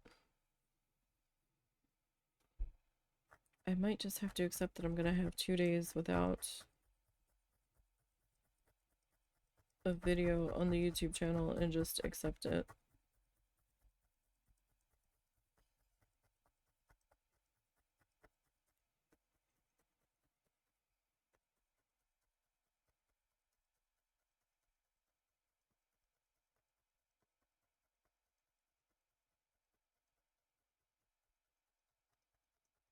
But I don't know. Our watch hours were doing much better when we were posting every day. I will say that. I have noticed the watch hours and views tank right off going to every other day.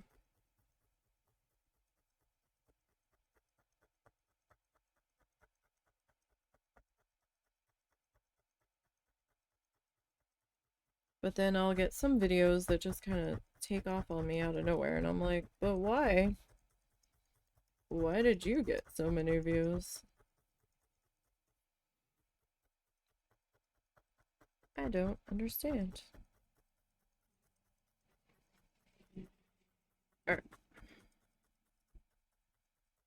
So we'll get this tapped into here, and then I'll see stuff pop up that's getting views that I posted like 3 years ago, and I'm like, okay. I guess. I might end up making a playlist of all of these speed paints and speed felts and the time-lapse stuff.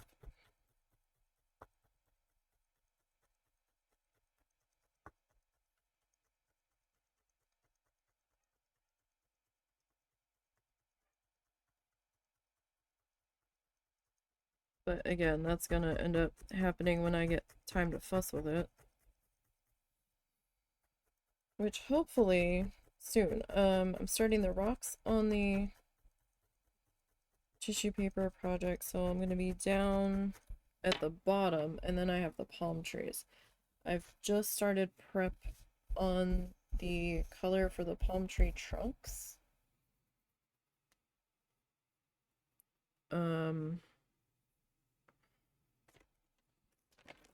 I don't know that I've got enough paper for the palm tree trunks. I'm a little nervous about that, to be perfectly honest, because I'm like, oh, I don't know now. Like when I bought it, I was like fully confident, oh yeah, this is enough. I don't need more of this color. And now I'm like, I don't know.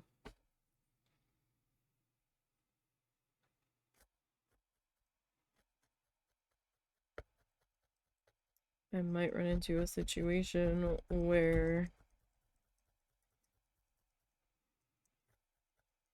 I might have to carefully paint the palm trees, the palm tree trunks, with acrylic paint if I run out of gray. It's that, or I co-mingle a shade of brown in with the gray on the tree trunks.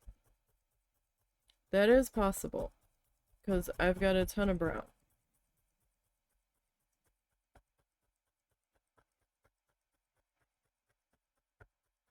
And that might be what I end up doing.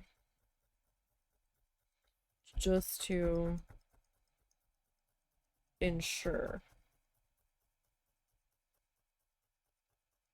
that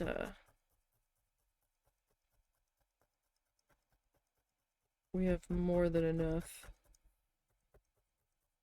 I'm questioning my decision about this color on the bottom now. Like, maybe it should have been dark gray.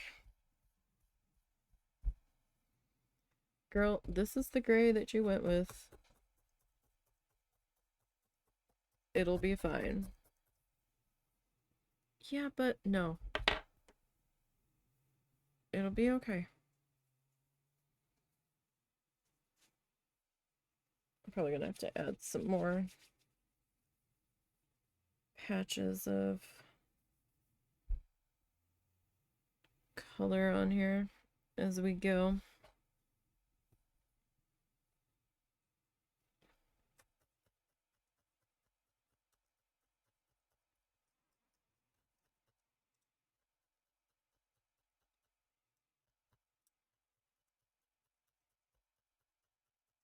And that's fine.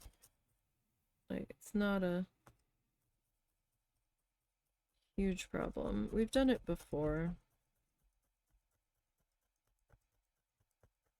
It's not like this is our first rodeo. Technically, it's our 12th rodeo working this small.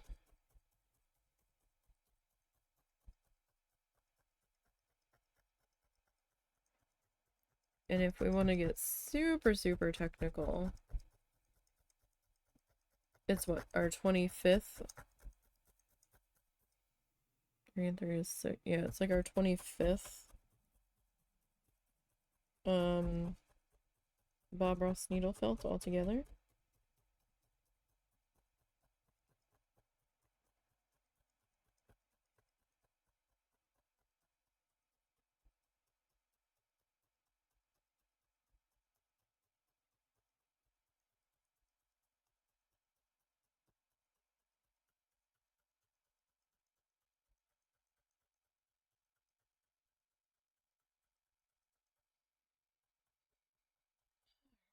Right now I'm just trying to get a color base thrown on here.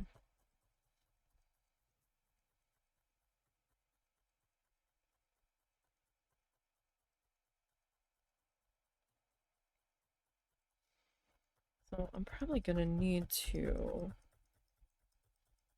twist a bit more brown tissue paper, right? Than what I've got so far. But I don't really have hardly any gray twisted, so I'm torn as to whether or not I should twist more brown first. Or, I mean, the brown Ziploc bag that I have is like busting open.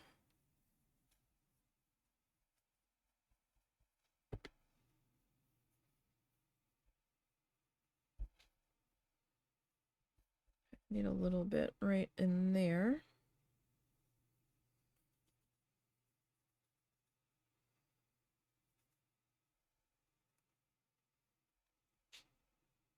Because, well, it's not necessarily a lot of blue poking through there. It's a slight bit of a divot. And the fact that it's a divot there's bugging me. Looks like dirty snow that's been kicked up off the road from the plows. I might have to end up putting another color over this because I don't know if this is supposed to be a lake or a river or something that's frozen down here in which case that's gonna change what color I have down here. I should have watched a little bit more forward, because his has that slightly blue twinge to it, and I know tinge. There we go, tinge, not twinge. I guess either could work. But it's made me a little concerned about what's gonna be coming in here, and I might have to put another color over top of this, which is slightly problematic for thickness. I'm just starting to get this like dread building up of I've fucked this up. Like, maybe I shouldn't have gone with that color. Maybe I shouldn't have. It's a little late now. We'll just have to figure it out later. And I'll just have to really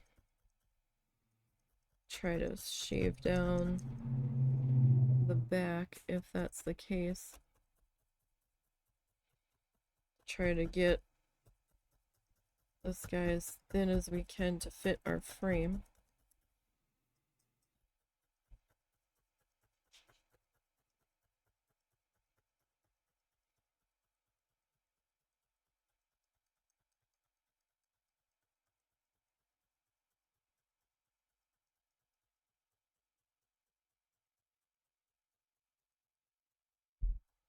Alright.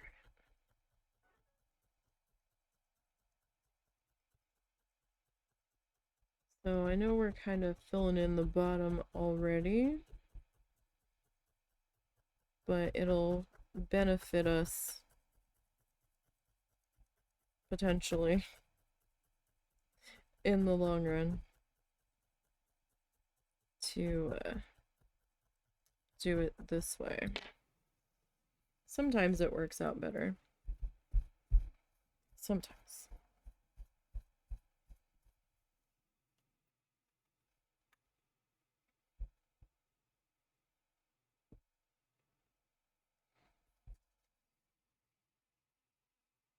And like I said, I'm not sure if I ended up giving myself too much real estate here. I might have.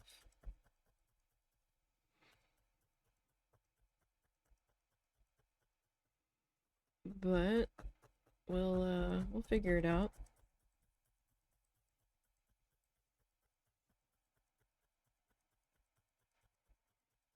Like, it won't be a huge problem. Can always add more stuff to it if we need to.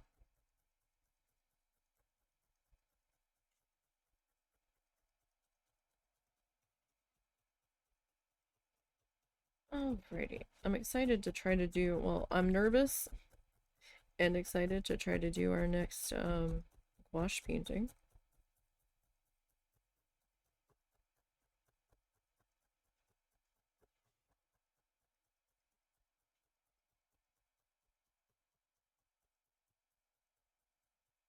Like, I like gouache.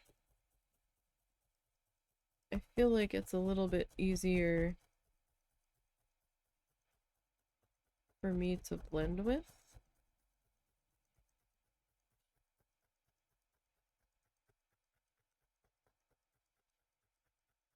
A little bit.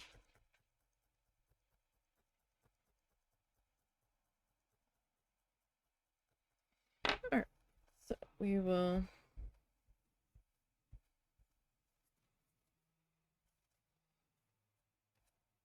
take a peek here. See how we're looking.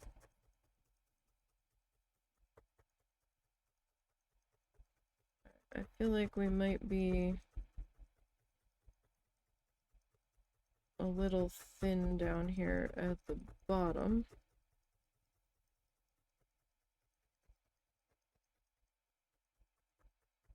Not like a huge problem. We'll just need to add a little bit more. Right? I mean, it might not be an issue, but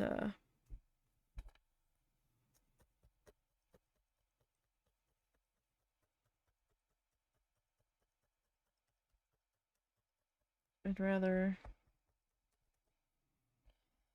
have it looking happy. Although, where's my pen line? I might be over the pen line. I'm right on it. Okay. And grab our templates. So we are a little bit bigger at the moment than our template. So I think I'm going to just let that be, because that'll end up getting trimmed off a little.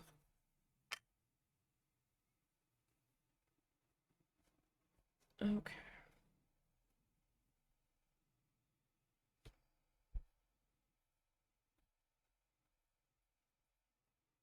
All these little extra fuzzy guys here hanging off the side of my map.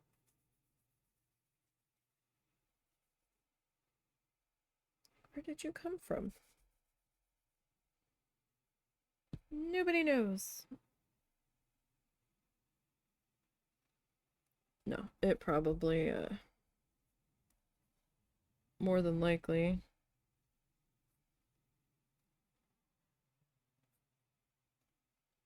came,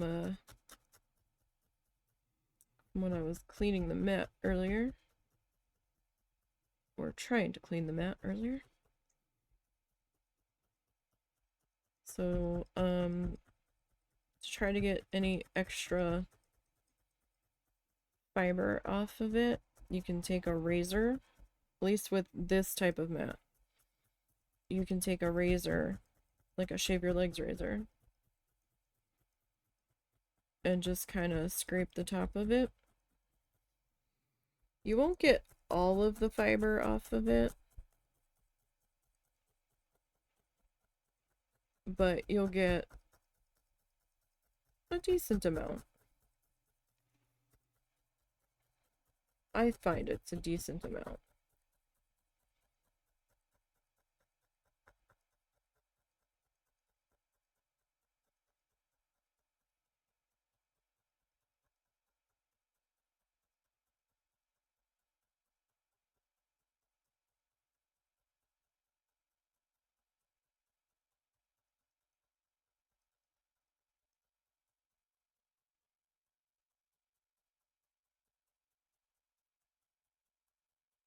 Alrighty.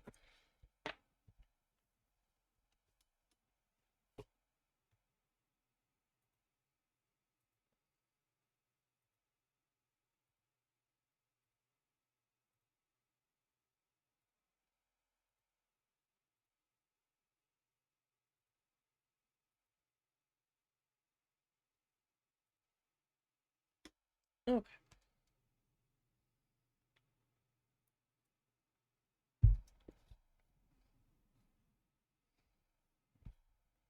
Oof.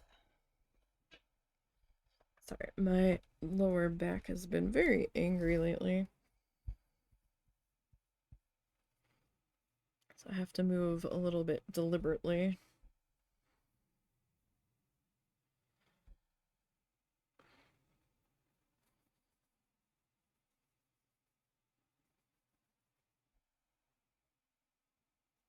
Or since well, I had trouble with it before I hurt myself.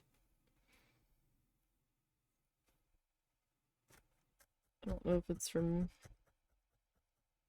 years of working retail or pulling pallet jacks or what, or it's just because of my scoliosis, which is entirely possible. When I would take too big of a step when I was walking, I would feel like a pull around my tailbone area, and that would be kind of owie. And then At one point I was in the car and went to put the seat back, and something shifted back there, and it was not a good time. And then I had to try to deal with that.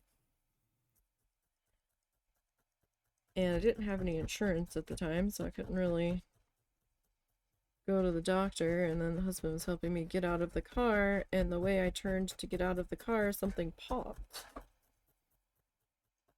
And things seemed to go back into place. I don't know if I had a disc out of place or what, but that was not a fun experience.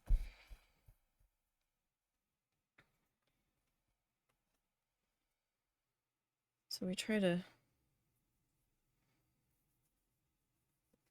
be careful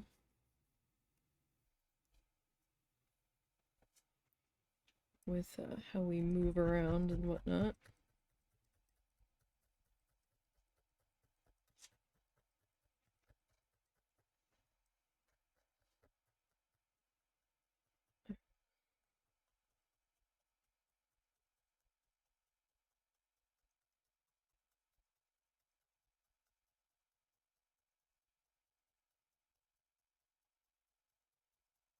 Yeah.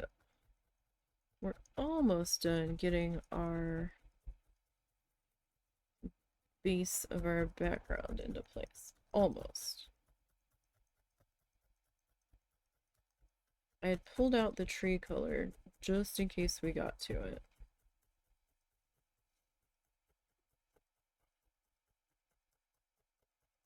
Not sure if we will yet. It might take the rest of the day to get through this.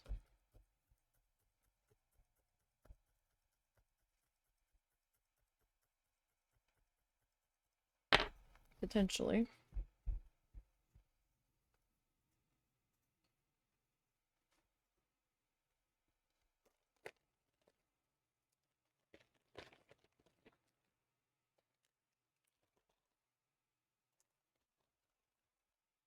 Are you cooking something? Hey. Huh? You cooking something? Yeah, I did cook something. Oh, you're done? Yeah.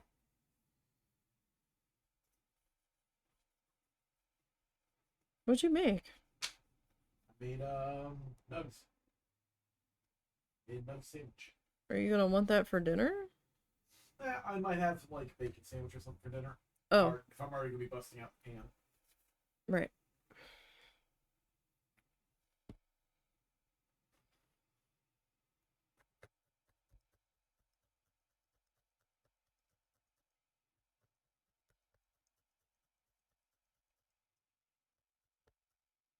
Okay. So we'll get this popped into here. Like, I don't want to eat up too much of the bottom of the pink. I kind of just want to be right on the edge of it.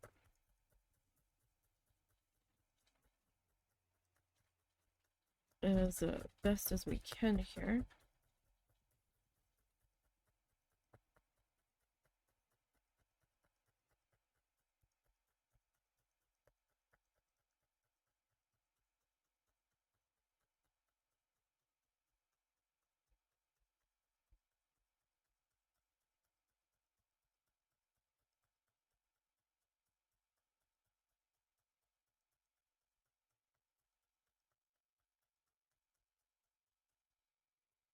Okay, that's going to require a little bit more gray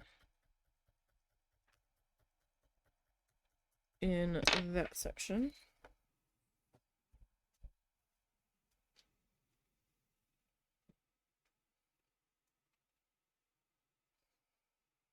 I think a certain someone either needs to go potty or is hungry.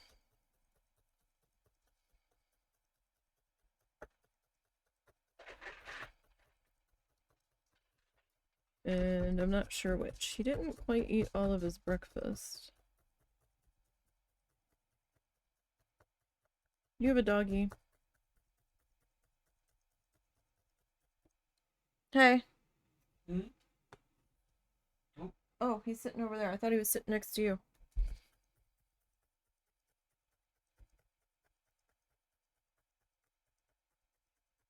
He's been big mad today. He was big mad yesterday too, but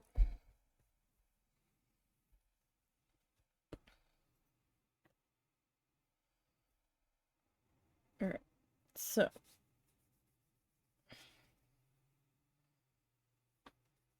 gonna get this piece.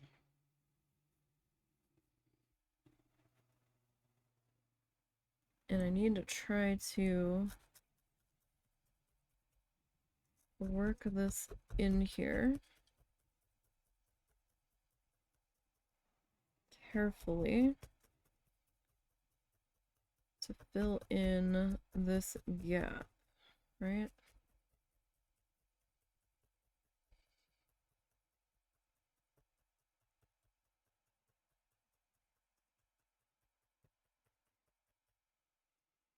As best as we can.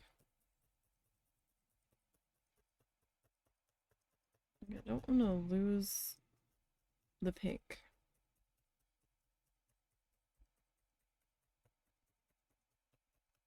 So we're gonna just kind of carefully tap that in along the bottom of it.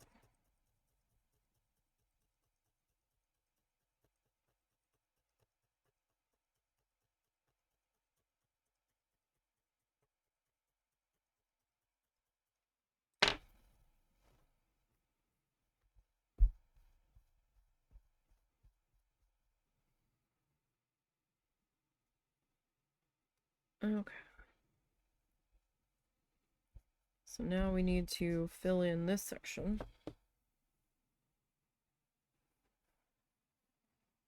I know, the background work days are not the funnest days, but they still need doing. Like, they still gotta get done. So let me see if I can tuck that bit of tail there.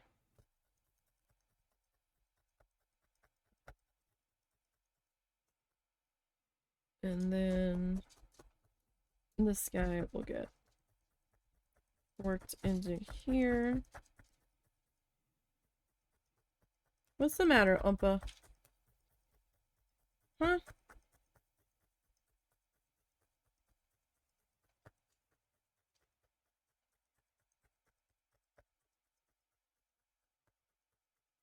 You're being wandery.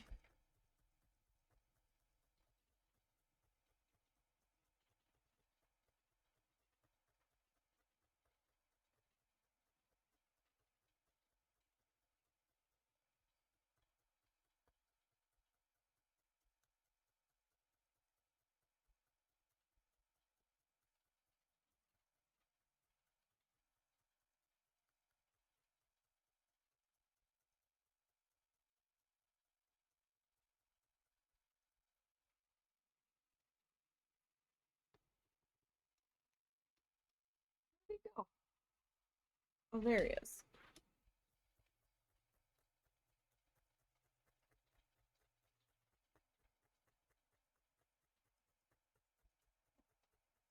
He's staring down the husband while sitting on the rug.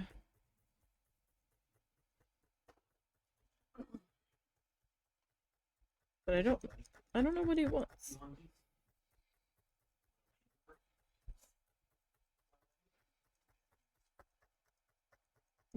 Was there any left from breakfast? Yeah.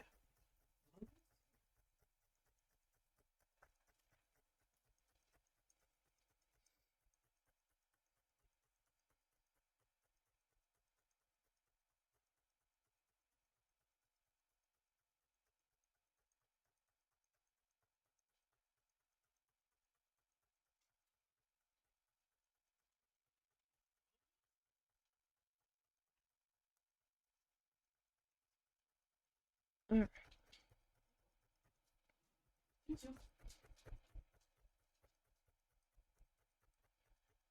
we'll work this section in.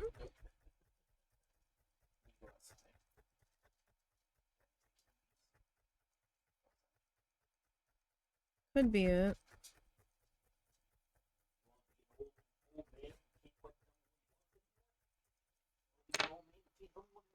I mean, I know what he really wants, but that has to wait.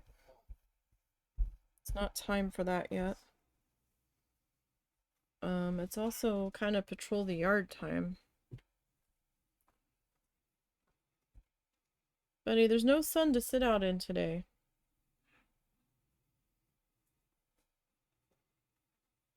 Can't be an old man in the sun today. It's not really sunny out. So you know what? I'm gonna go have a moment of man time. I'm gonna take him over. Do you really want to open that can of worms? I'm going to explicitly make it sound different, so that he realizes it's not normal. Okay, do I have to hold on to her?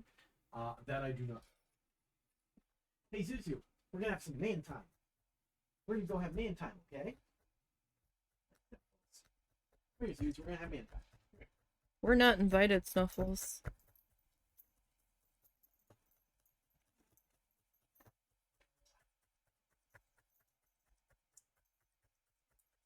You do something once out of the ordinary with this dog, and he's like, "Oh, I know what time we did that this day.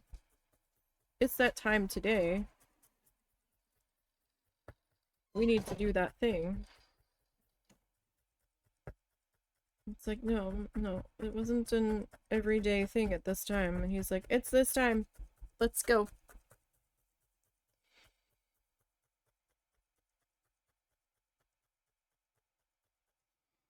I don't think he took a potty bag with him.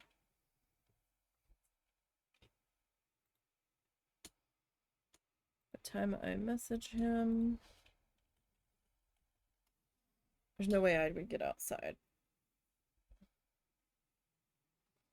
And I don't know if he's going to get my message. Even if I try to run right now, I'm not gonna catch him.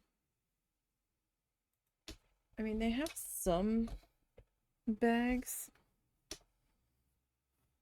Yeah, no, he didn't get my message. Just heard the car pull out.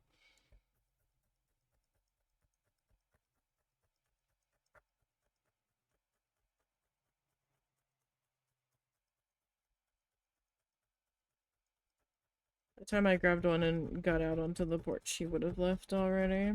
They have some there. Sometimes.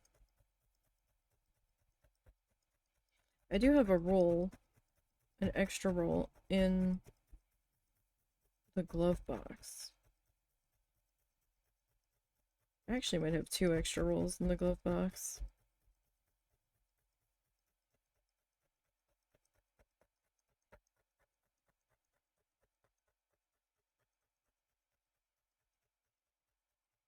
We are going to need to get some more puppy potty bags soon.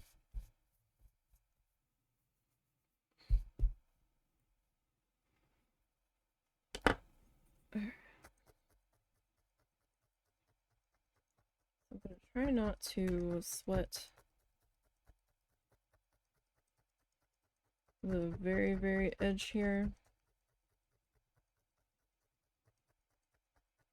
Because now that I'm thinking about it, I'm thinking I'm gonna have to put another color over top of this gray.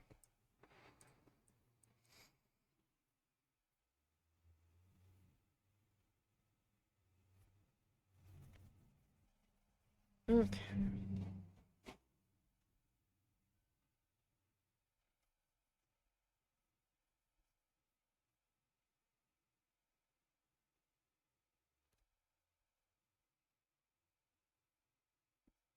Alright.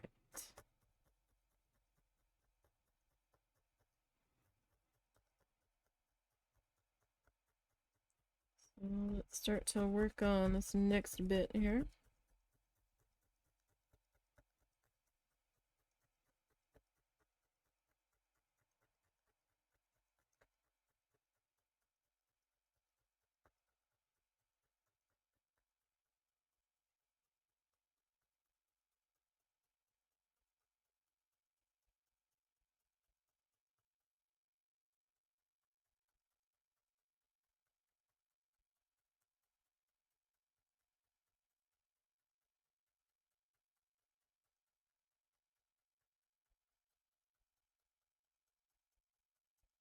Almost there on this background.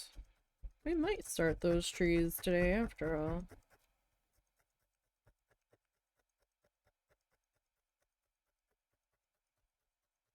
There's definitely potential.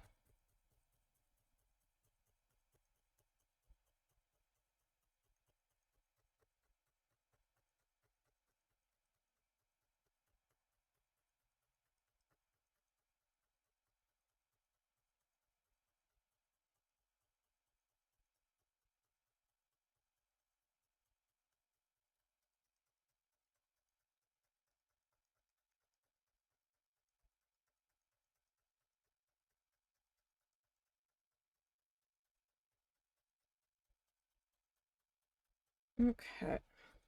Almost there on this one. The bigger chunks of fluff take a little bit more time to stab in. Kind of why I like working with the smaller chunks of fluff. Then I can give my arm a little bit of a rest in between. Sometimes. Alright, so how are we looking here? We looking okay-ish? I mean, this is a little bit thin right here.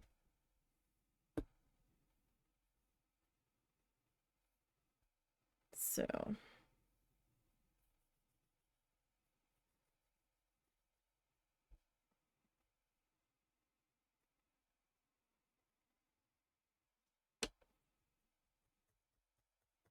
like, I'm not opposed to the husband taking him to the working place outside of normal working place times that we normally go. But then he gets mad when the dog starts bugging him about wanting to go the next day at a time that we don't normally go. So like tomorrow around 1:30, the dog's gonna start getting antsy and start bugging him because he's gonna remember around this time yesterday we did something out of the ordinary and it was fun and I want to go do that again.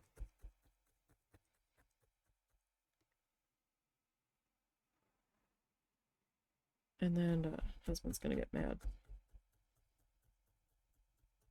I'm not really mad. I'm vexed. Like you're gonna do it today and he's gonna expect it tomorrow, just so you know. So if you don't want to deal with him being pushy about it tomorrow around this time, then he's gonna have to wait until at least after stream, if not after dinner.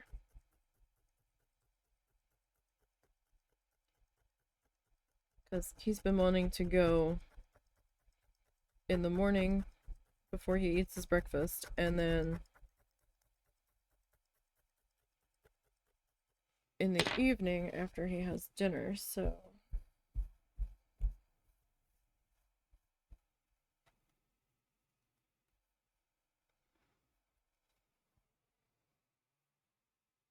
we've been trying to do what we can with him and for him, because he's getting up there. He's been having some issues lately. Nothing like Momo, though. Nothing like Momo.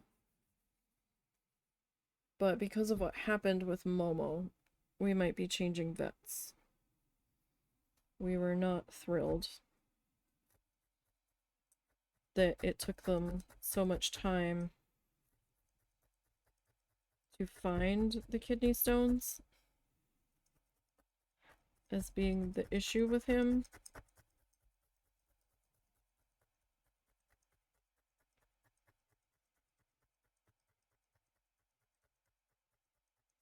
Like, I feel like we might have fought a little too long with Momo.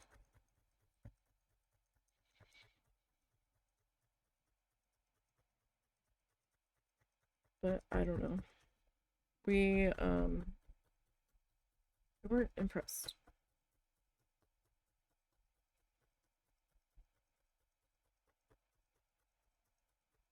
That wasn't very long if he's back already.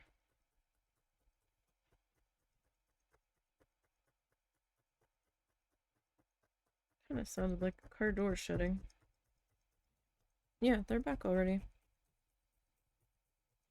That was not very long.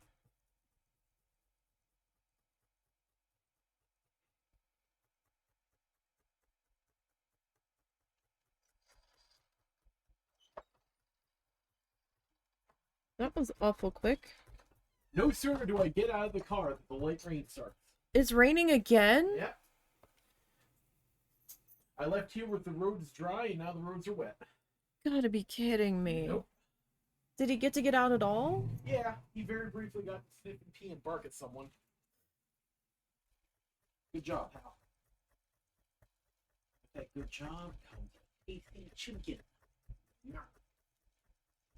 What the hell? It wasn't supposed to rain today. It was supposed to be dry today. I thought it was supposed to rain today. They were saying storms maybe tomorrow. Or rain tomorrow, or something wet tomorrow, but it was only supposed to be cloudy today. What the frig? They are exactly as accurate today as they have been every other day. No kidding.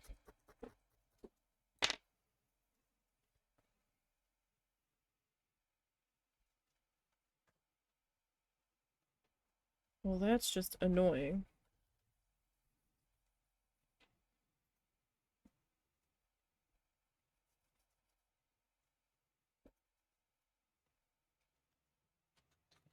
How mad was he when he had to get back in the car? Oh, really? Huh? Oh. Sorry, buddy. Well, hopefully it'll be done with this nonsense by the time dinner rolls around.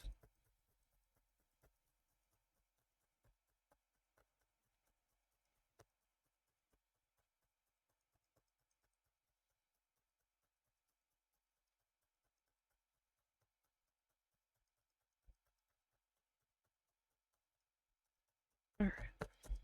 Like, I don't know what other colors are supposed to be coming in here, so I'm being a little extra picky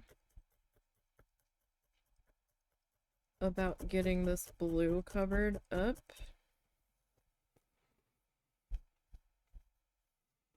In this section. Like, I've still got quite a bit of blue poking through there. That's a little too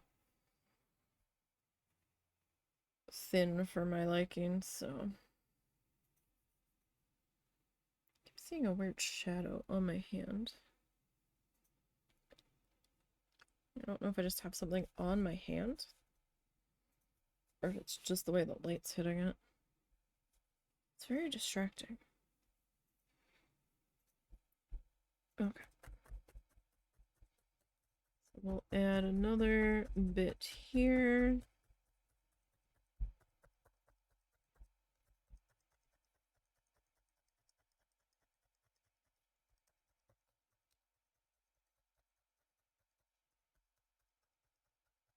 And I know that's a little rough on those edges, but I think we'll be okay.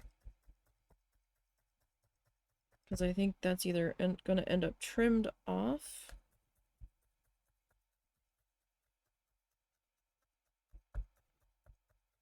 Potentially. Or covered.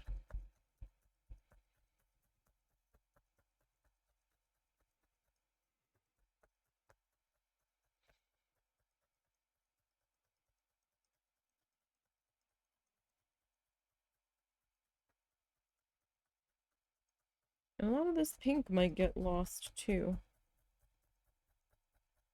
Kind of depends on what happens here.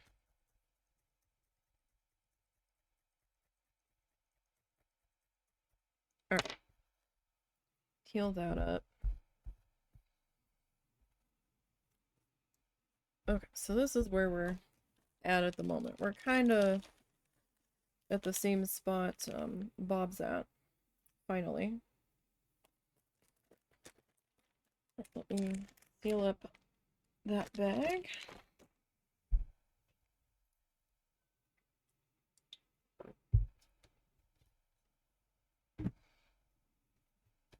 Alright, let's see here.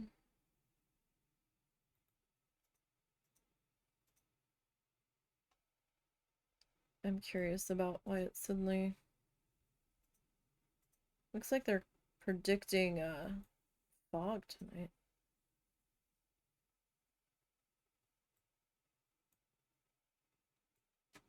Oh yeah, that is a whole ass shower. Might be a little showery through dinner. We'll see.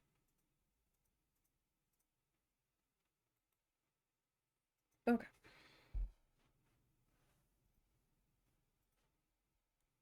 So let's come back over to the tutorial here. Ugh. Firefox lately and I have not been getting along.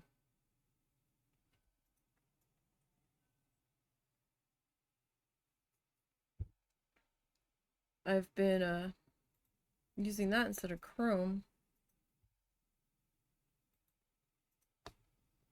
So I had to refresh the tab.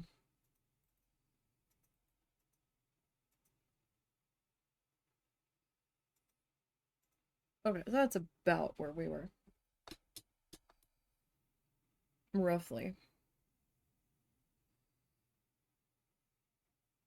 So I mean, I probably could have gone a little bit darker. Ours is a little bit light, but it'll be okay. So he's gonna rinse the brush.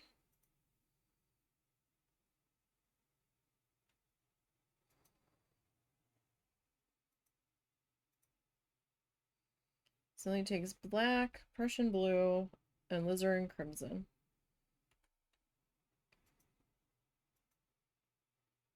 And he kind of makes a purple, but then he adds more blue to it, so then it kind of looks like a purple gray blue. And then he adds more white into it, and see, now it doesn't really look purple anymore.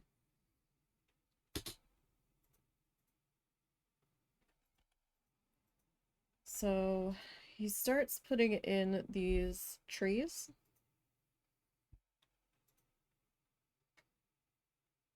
And they kind of come in above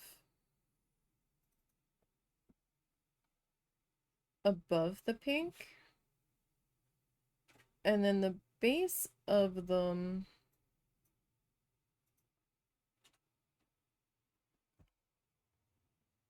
kind of sits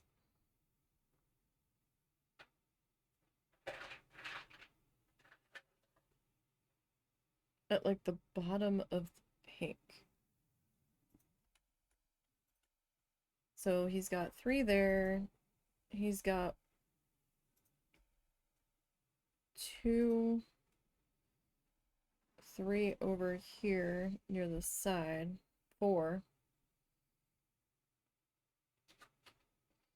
But he's kind of got them all like layered up on top of each other. So he's got 4 there and 3 there. But then he starts like trying to mist around the bottom of them, but it almost doesn't quite work because my brain just thinks it's smoke, right? Like it looks weird to see that shade of mist.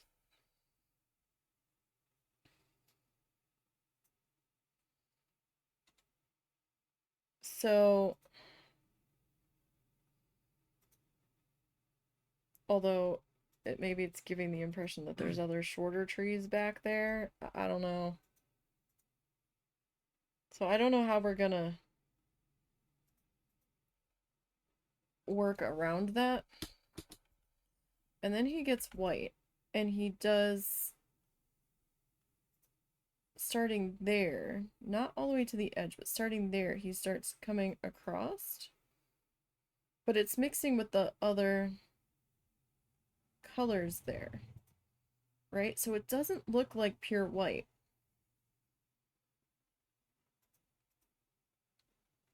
So I'm not, we might grab that gray mist again. All right, I want to see what he's putting in here, because this might determine how we do this.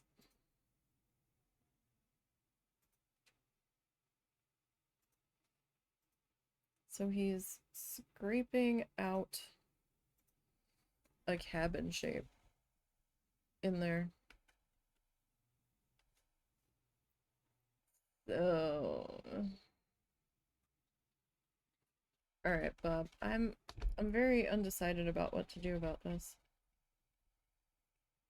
I mean, do I try to make the zigzaggy trees, which are going to be a nightmare and a half?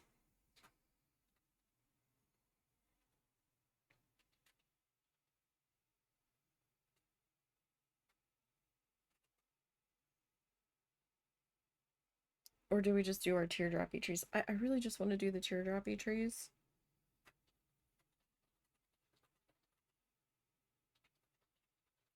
Because trying to do these trees that tiny in this medium is not a good time. Now see, I pulled out this color, but that looks darker.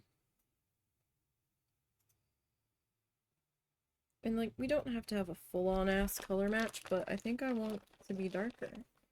You know, we have the dark denim. How about we grab that?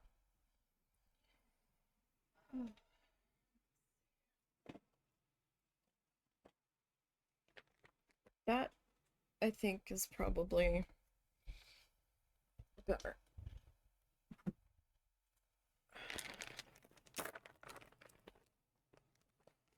Alright. So.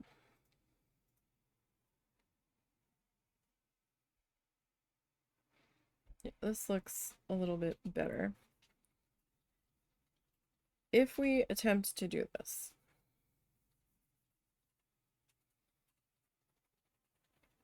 I need a very thin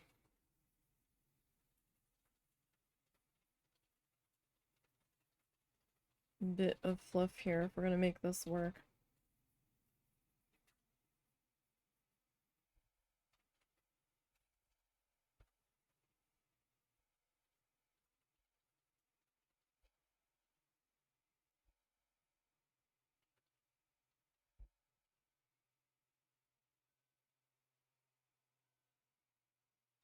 Okay, so it kind of is going to eat up most of this, so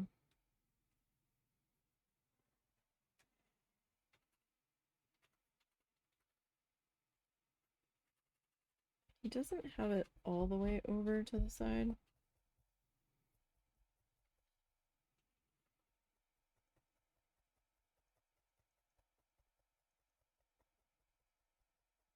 How tall does this come? Alright, it's not very tall.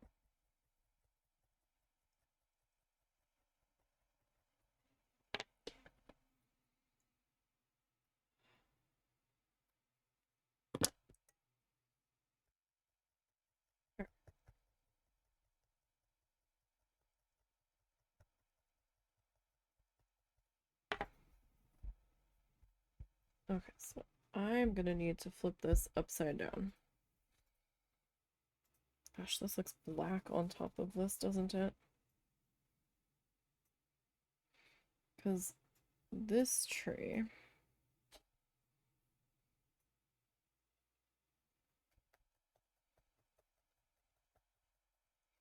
he kind of has them pointing up.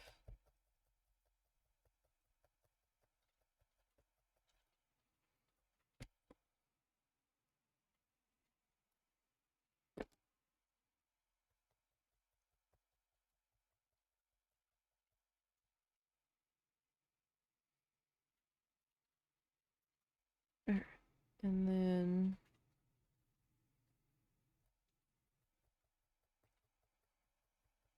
like I don't really know how this is gonna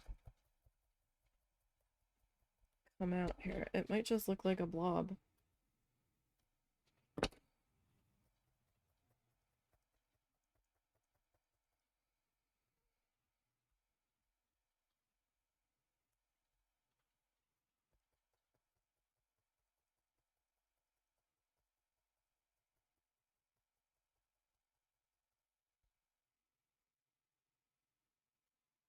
And I'm not sure that I am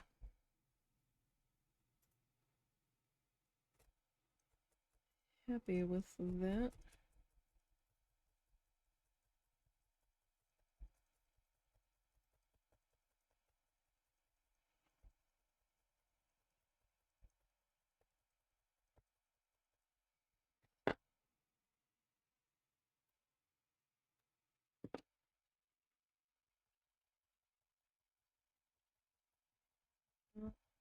I mean, we'll give it a shot here.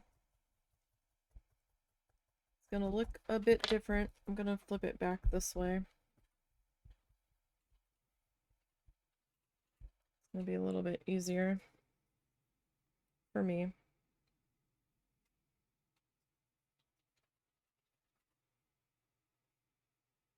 Alright. So bottom, I need to take out a little bit wider if possible.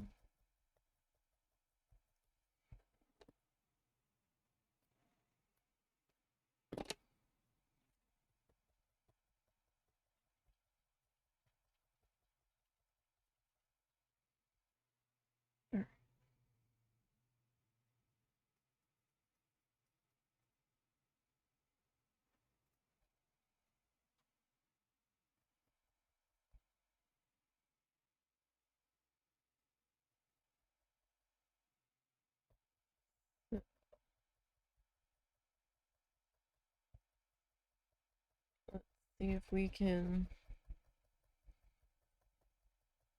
Now, if we have to come back in and highlight this, it's not gonna be a good time.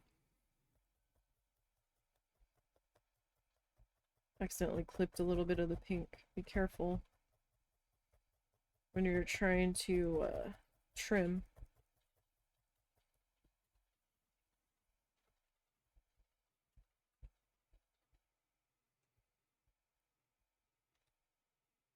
So, we'll see.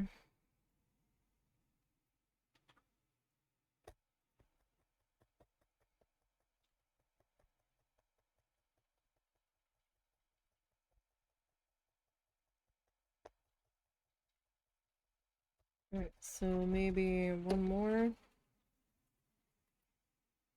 on this guy.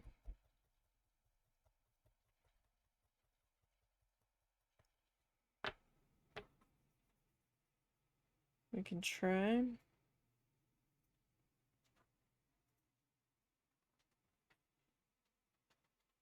So I'm using the non-protected finger to hold the tail here so that I can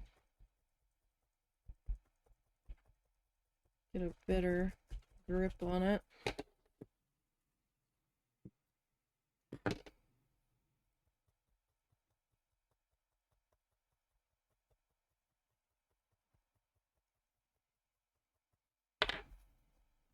Well, that guy's kind of all sorts of strange looking, but we got one there.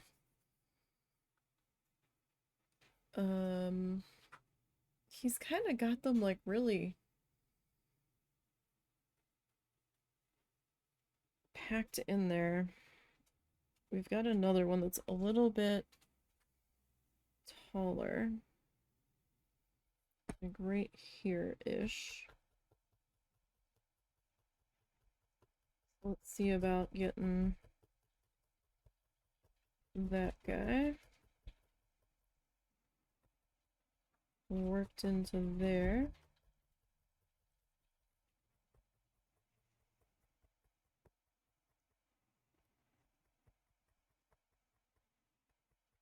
I want the base to be kind of at the bottom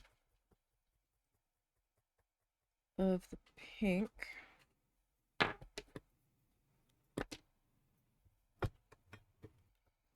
gonna grab the other snips here.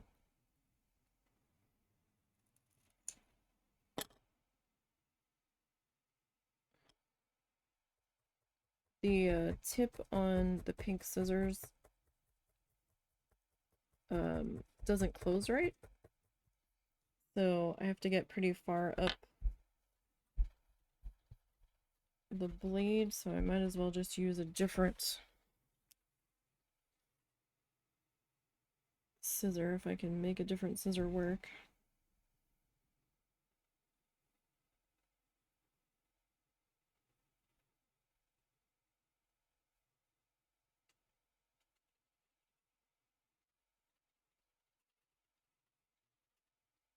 Okay. A little bit of water.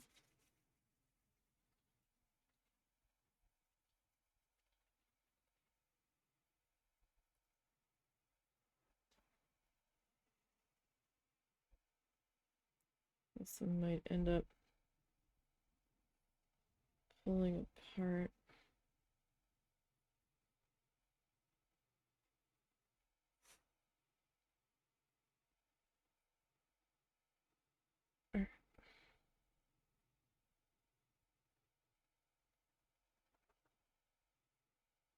Sometimes it works out, sometimes it doesn't.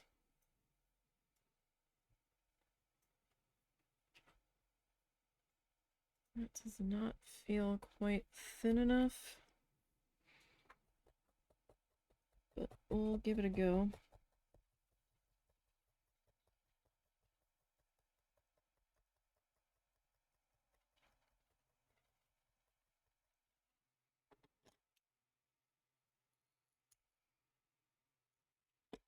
So this one,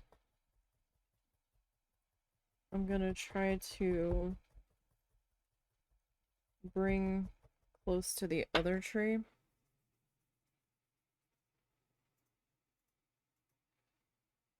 We'll see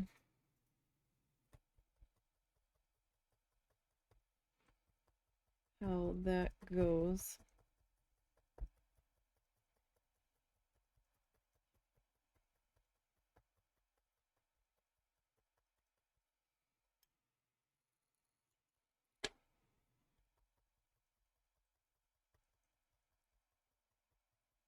I need to try to illusion master another tree in there behind it.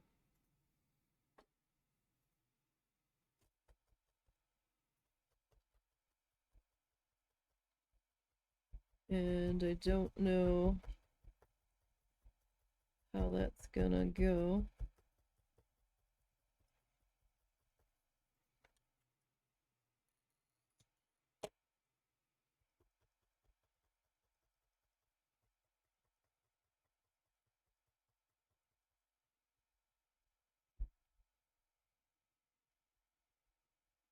I might have been doing a little bit better with it upside down.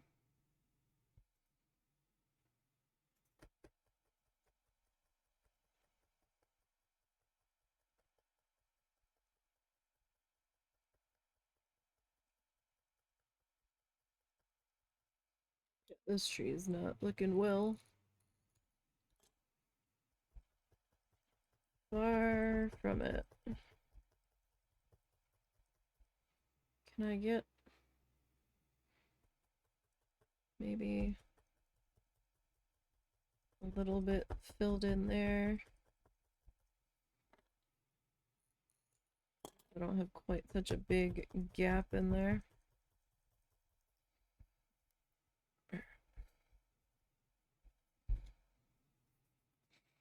I'm not good at these trees on a good day, working bigger.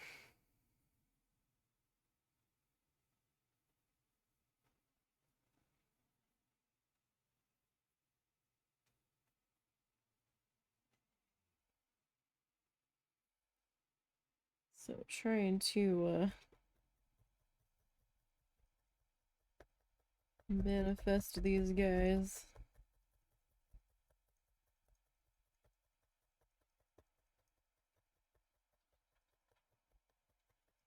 Into place is not easy for me.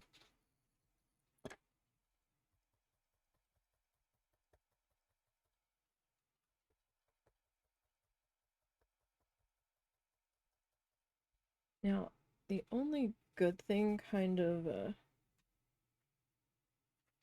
going for us on this one is that I don't know. I'm gonna say that, and then he's probably gonna come back. Is that I don't think that these guys are getting highlighted.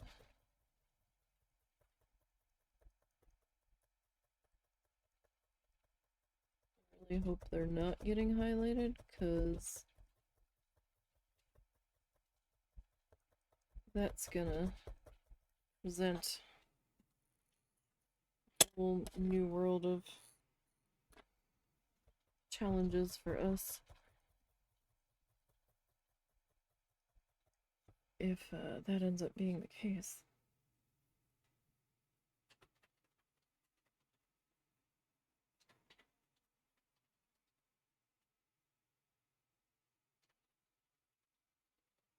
I mean, they kinda are maybe a shade darker than what he did. I might have gone too dark. But I also want to hold that other color in reserve in case I need it.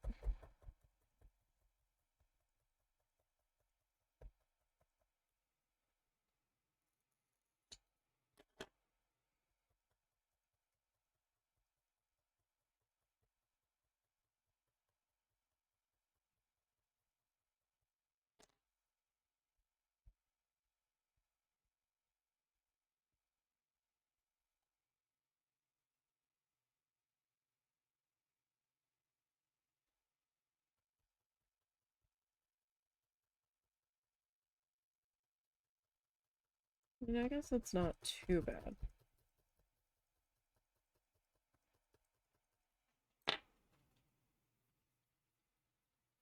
Maybe with us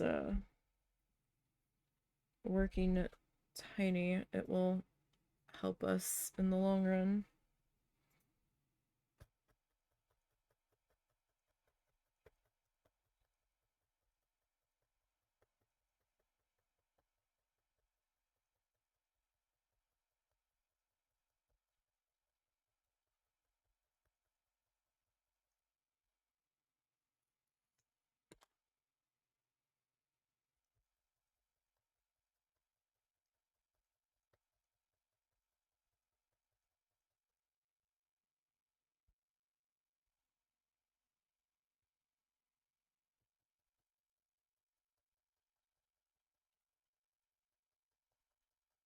Although that does look pretty wonky.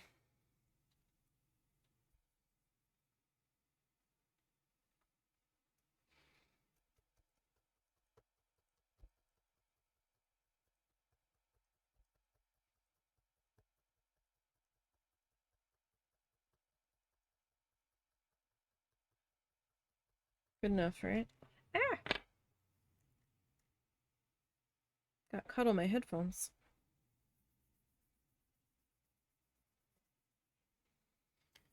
So he kind of has another one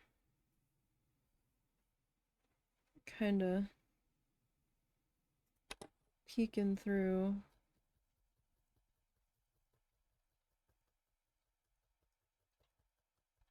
But the way he's got it, it kind of makes it look like it's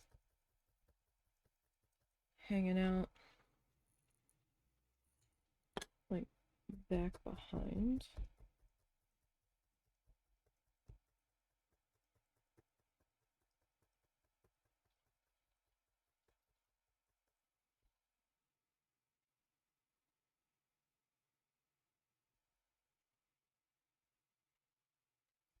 So let me see if I can kind of fill in that space there.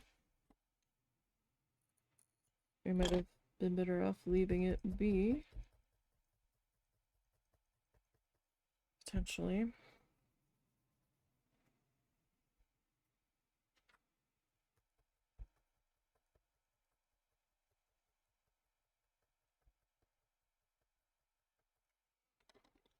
All right.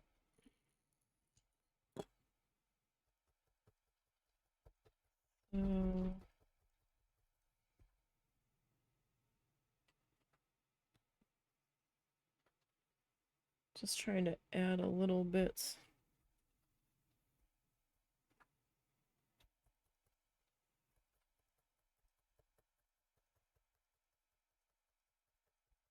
To this guy.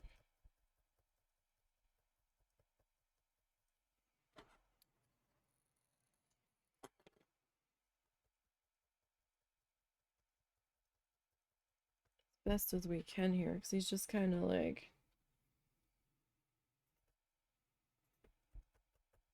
hanging out here.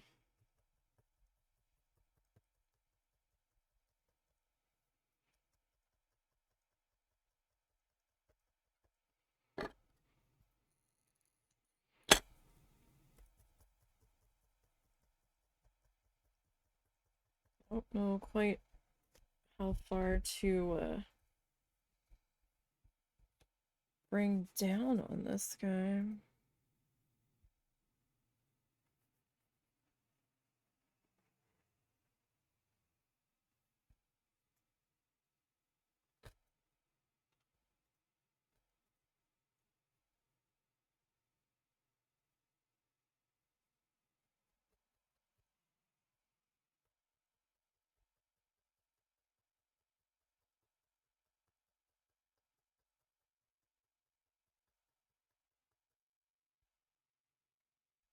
I mean, I guess we can go with that. And he kind of adds this.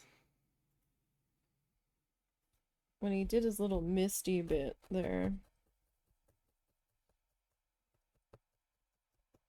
kind of like fills in the space around the bottom of them. Kinda. Kind of make it look like little tiny shrubberies back in there.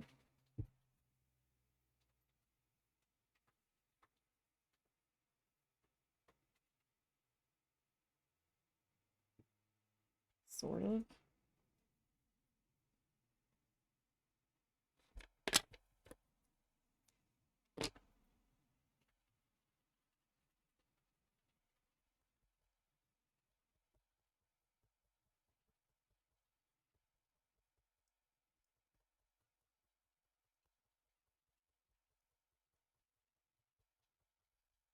So we'll just kind of add some little shrubbery shapes in back in here, I guess.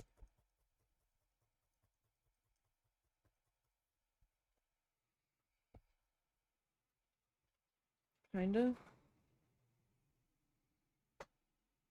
Alright. So we'll kind of get that popped into there. Okay. We need to get... I mean, he had 3 in there, or 4. We don't necessarily have to do the 4.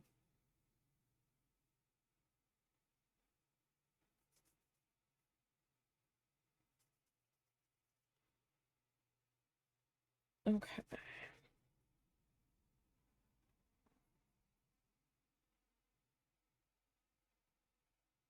So then there's like a space. And then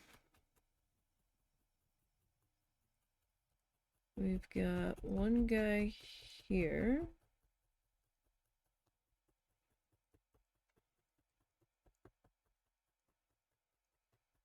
Who is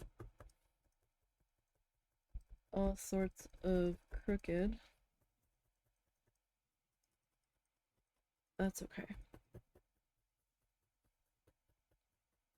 It's okay. It happens. Alright, so we'll put you there.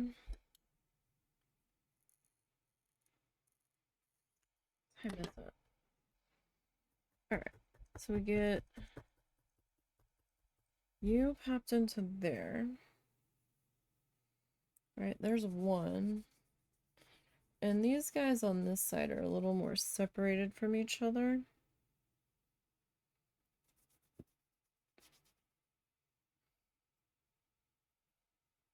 Oh, that might have been a little too thin.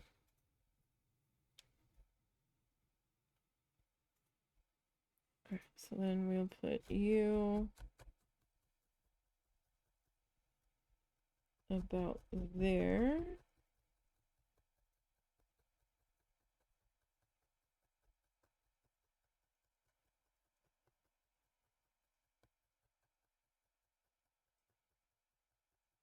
Again, my finger's just lightly resting on this tail. I'm not pushing down on it. So the needle's still pulling thread if it wants it, or fiber. But, I'm not, like, terribly restricting it. I just don't want it pulling more than it necessarily needs. And then he's got another guy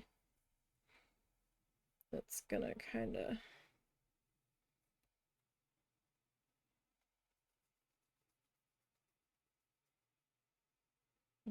sit.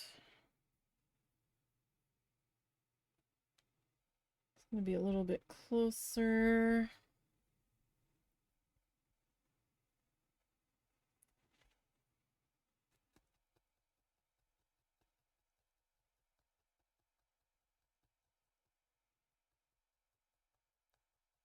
Alright. So we will pop you into there. Okay. So I've got this little tiny guy right here.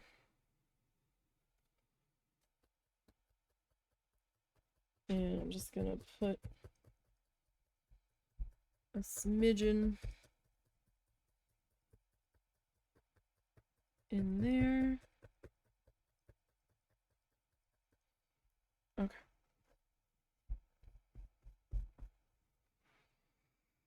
So I'm gonna flip this back upside down. We've had better luck with it in that position.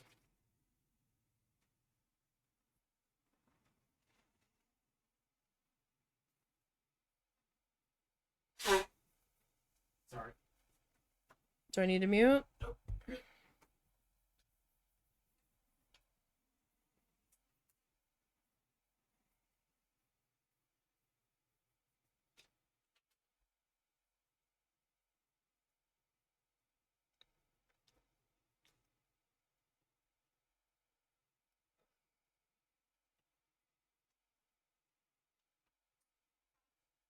Okay. So if we start at the bottom.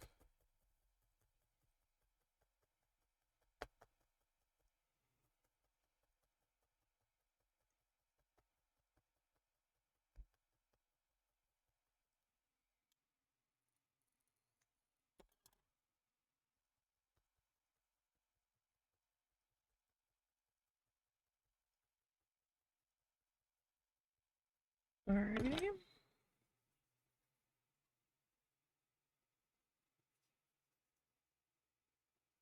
And these aren't the prettiest trees. I've done a slightly better job on these before.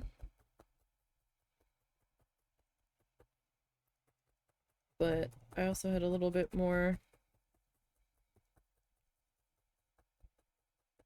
real estate to work with, so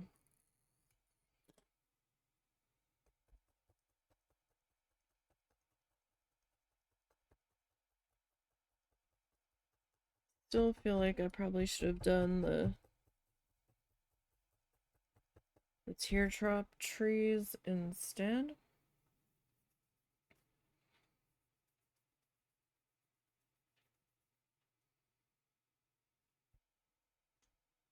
but it's mostly because I'm just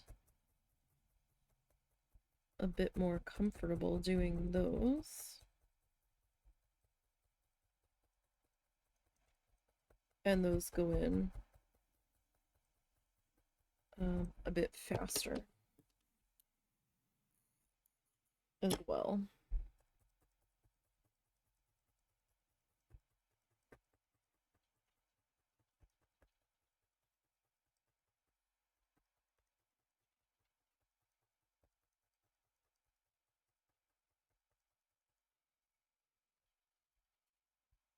Okay.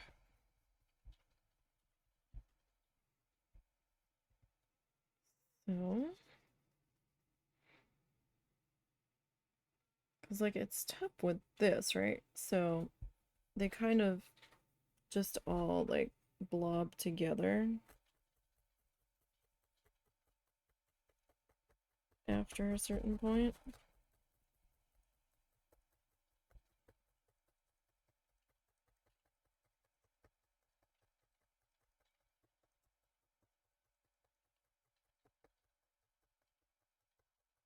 It's like just how it is when you start like layering them up and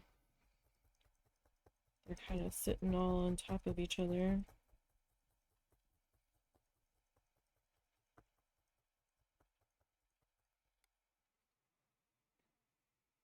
Oh, might have gone a little too thin on that one.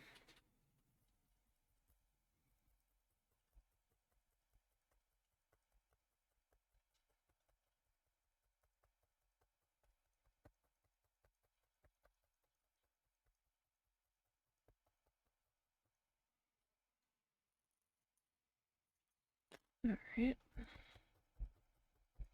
I mean, we're kind of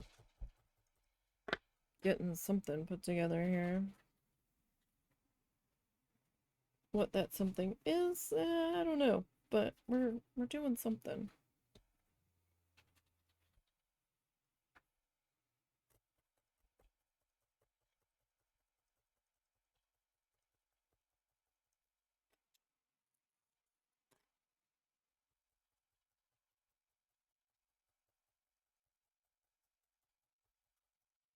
This one's got quite a lot of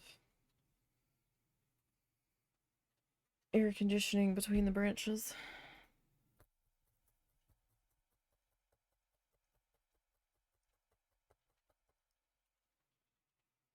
That's for certain.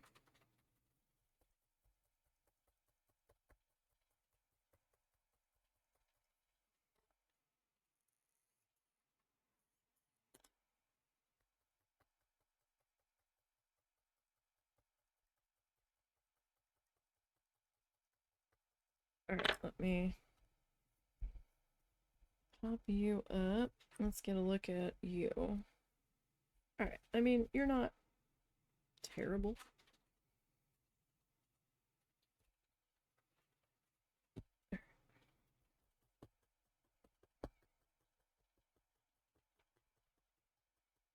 See about getting this other bit of shrubbery line popped into there.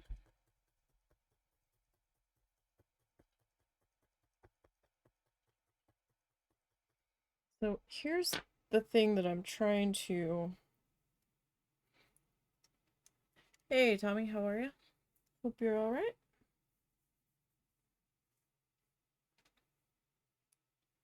Hope you've been doing well. I don't know if I want to use white for the snow in this section. This is my lightest gray, this gray mist.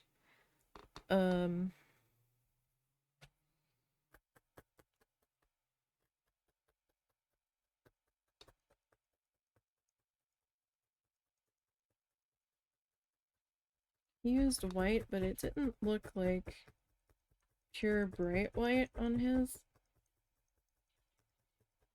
So do I use the gray mist and add some thin wispy bits on top of it, and then try to add like a more concentrated bit underneath for the snow. Like, I don't know.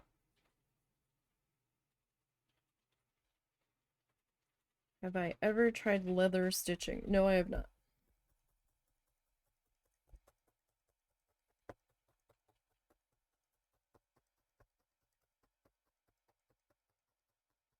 That is one thing I have not tried.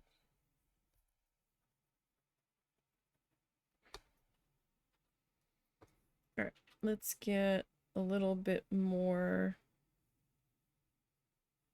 of this. I mean, I imagine it would be a bit tough.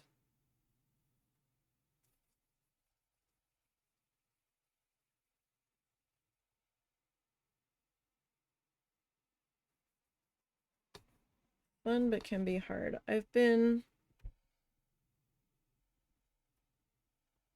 kind of looking at embroidery, but I don't know the first thing about all of the stitches and stuff.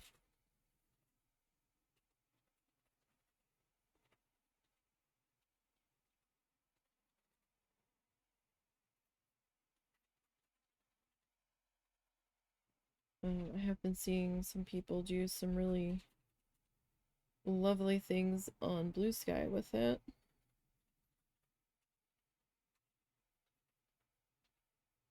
But that is a whole nother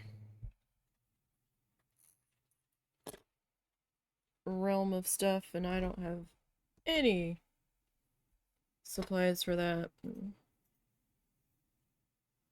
So I think I'll just, for now, stick with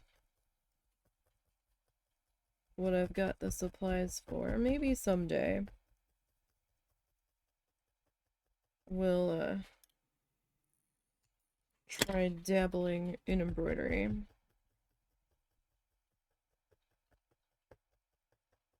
Potentially.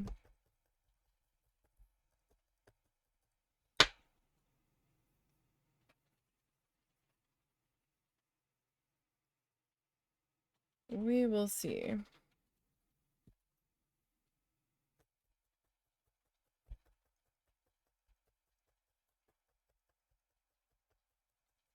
Right now, it wouldn't be a good idea to get into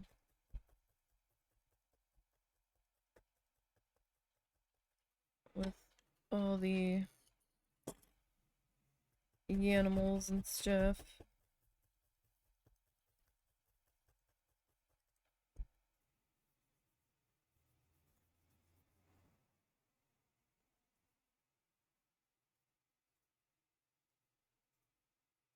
But I've come to the...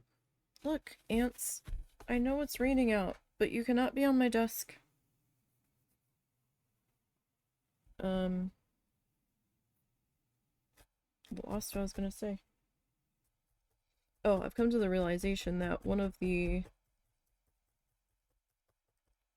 wooden cutout sign stake thing that I had in the shape of a flamingo that I had started to tissue paper. I don't have enough of the gray I need for it. So, I've decided that instead of scrapping what I was doing with the leg, I'm going to leave the leg be. The first leg. I'm going to finish the other leg and the sides of both legs with white tissue paper. And then I'm going to come back in with some paint. And I'm going to have to paint it all the same shade of gray in order to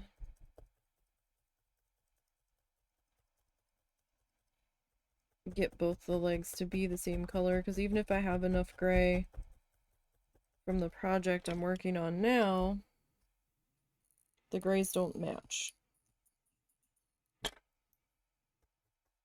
I checked that this morning. I was like, oh crap.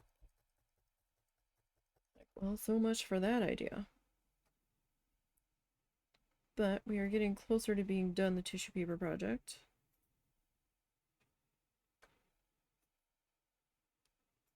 I have not. I don't know if he's heard of it. I haven't. But then again, my Steam list isn't very big. I know he's played Monster Hunter, so he might have had it pop up in his suggested, possibly.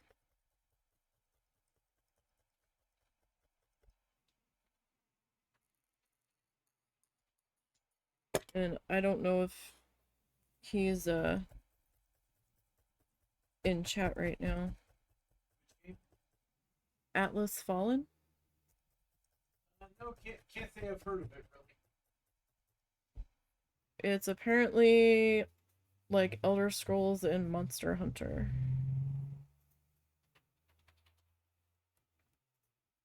I believe you've played both Monster Hunter and have you played Elder Scrolls?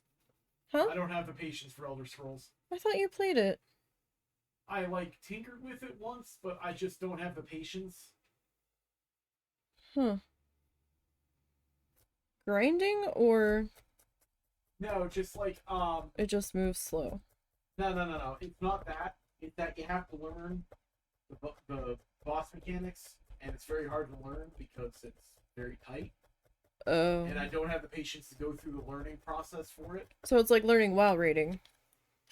I would say arguably much worse. Oh god. Timing is a lot more specific. Ugh. Yeah. No thanks. Closest I've gotten to is Jedi Survivor. That's the nearest I've gotten to a Souls-like, and that's a little more forgiving, to be honest. Unless you go really hard on the difficulty. So Harley was playing Monster Hunter. yeah, he was playing that earlier. I saw him live when I was setting up. Have you heard from him at all? I checked in on his stream.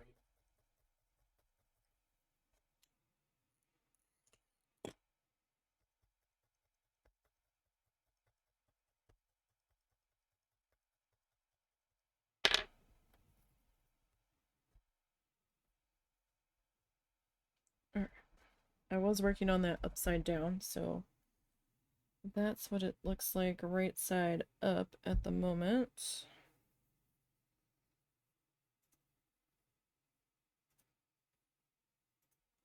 Alright, so we put that down in there.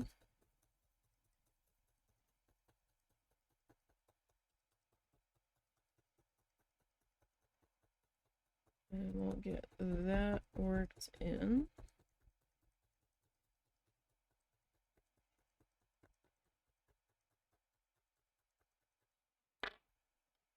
To there. So we haven't like gotten super far today, but Bob is at 7 minutes into a 7.5 minutes into a 25-minute tutorial.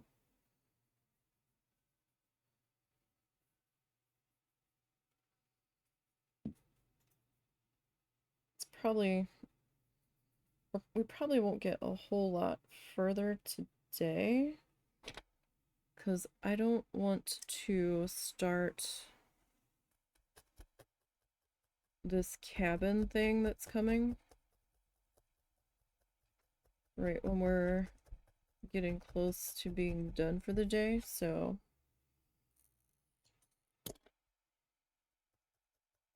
cabin's probably a good place to start next stream. So next week's gonna be a little weird. I don't know if we are streaming next Tuesday at all. If we, I can't even say I can do it Tuesday night because the husband's potentially got plans next Tuesday night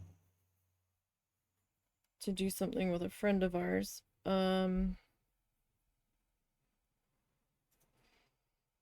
So we might just end up skipping next Tuesday. I could make it up on Thursday. We'll have to see. We might just not have a video next, or a stream next Tuesday.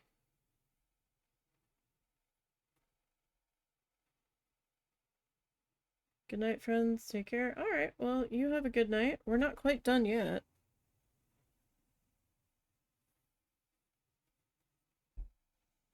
We're still going for a little bit longer.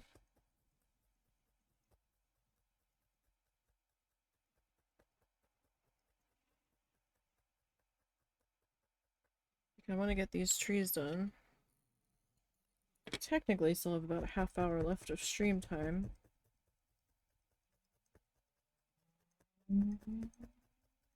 Potentially.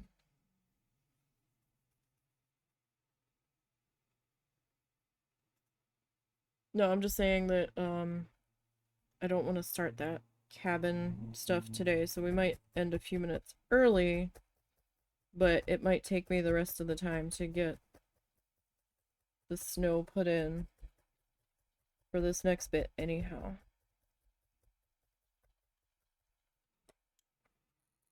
We'll see. But next Tuesday we might have errands we have to go do. And errand day is not falling on a non-stream day, so we might just not stream next Tuesday. So there might be a gap of working on this a little bit.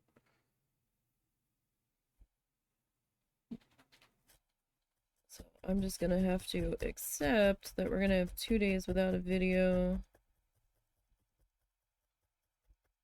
on the YouTube channel, because I am not going in and restructuring everything that's scheduled to make up for that.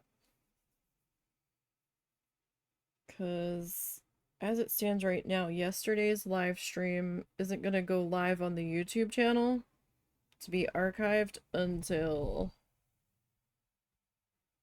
July 17th, 15th, something like that. So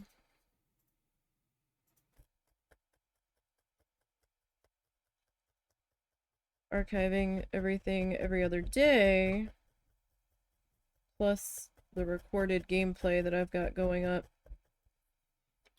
has gotten me a little bit of breathing room over there.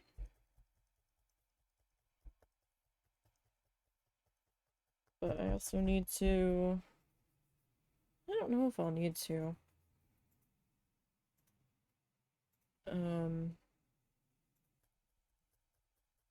If I keep up on the pace that I'm at, I might not have to do anything specific to go up over there while we're away, because stuff will be going up already. If we end up going. Okay, let me flip this guy back right side up. Okay, so I've got this little bit here.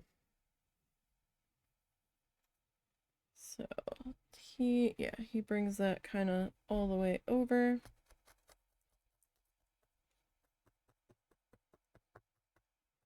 I know we're a little off on the side here, but the way that it's gonna sit on the magnet base, this section right here might get trimmed off. Or another color might get put down on top of it. I don't know yet. Kinda depends.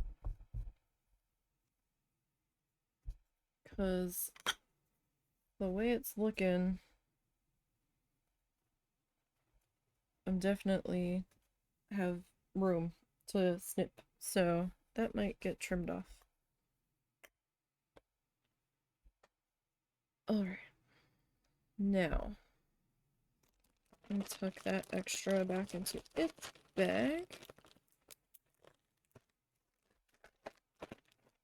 Okay, so we're gonna grab our gray mist again.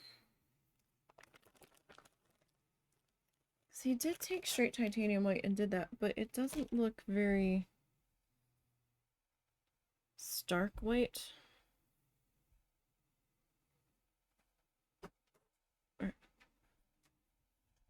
So I'm gonna try to get some wispy bits here. And I'm gonna try to kind of lay it in.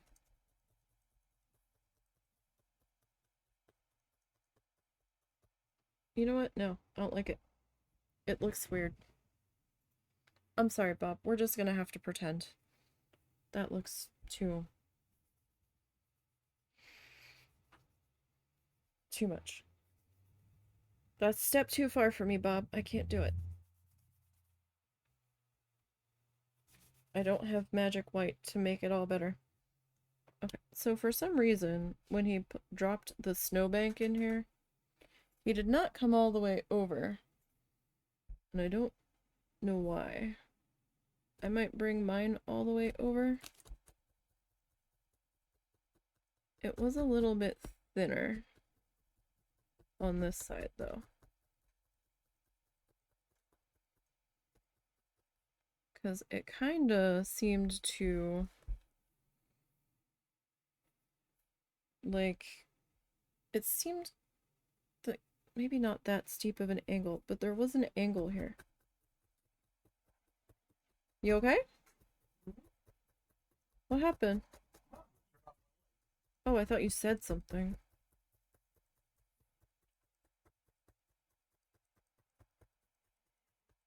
I didn't know you had your light on.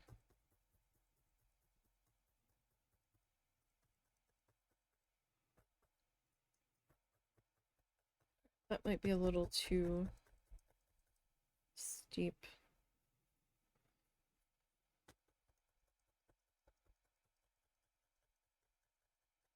Alright, so maybe something like that.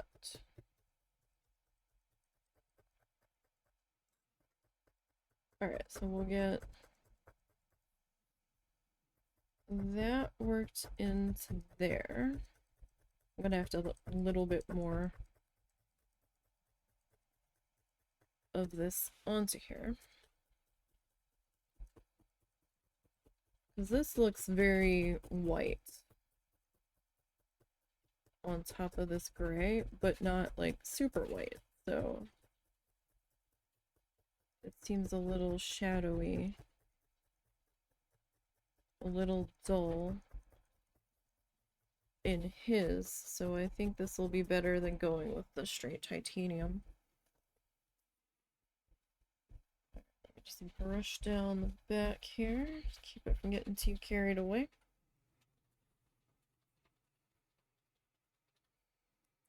Alright, so I need to finish filling that in.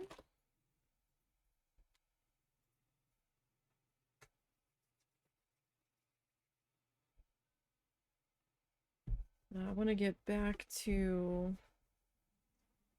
I want to give Timberborn another look-see.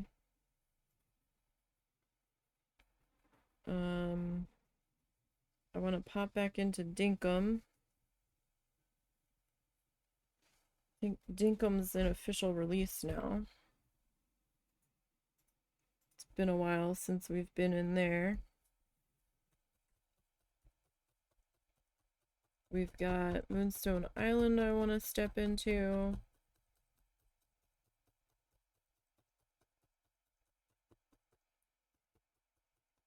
We're almost wrapped up in Coral Island. We're about to start our next fall. Working on some achievements in there just to kind of bide our time to get back to spring. Trying to speed through my days over there. Would have liked to have gotten a little bit further on Sunday, but Doggo had other ideas, so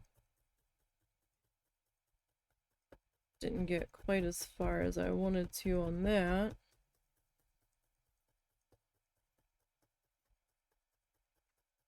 But we've got cooking as far as I can take it until fall and winter, because I'm missing 2 scavengeables to make the last 2 remaining cooking recipes that I've got. So now I'm kind of working on DIY Expert to try to pass the time. Which hasn't been too bad so far.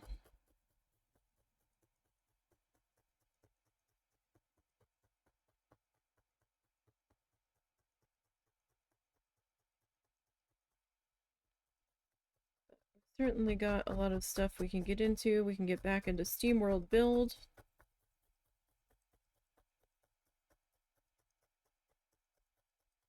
We dabbled in it a little. I don't remember how far we got with it on stream, though. I need to go back and check the playlist and see how far we've gotten on that.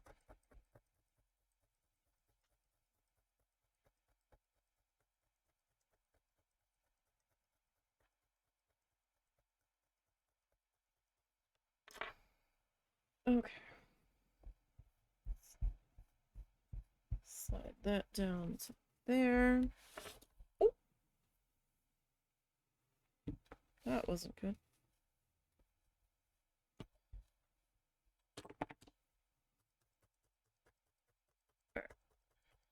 Almost stabbed my leg. That would not have been a fun time.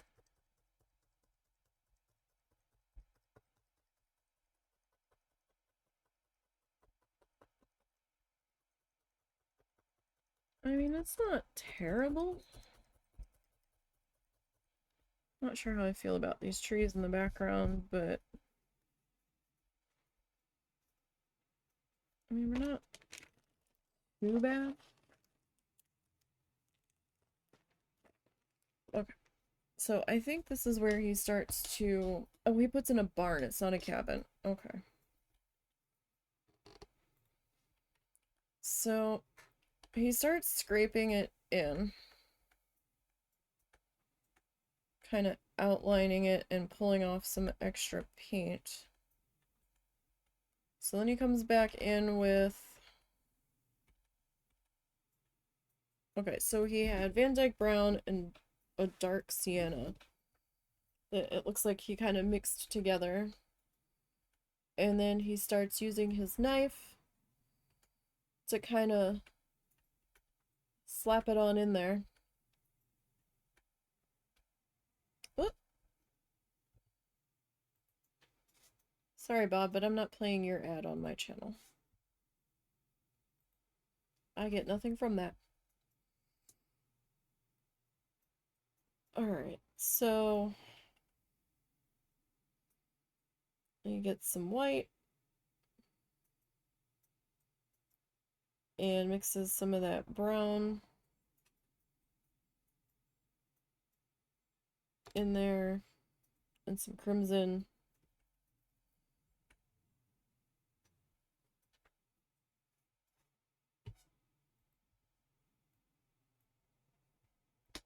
And then he starts highlighting it a bit. So yeah, this will take us a few minutes to accomplish.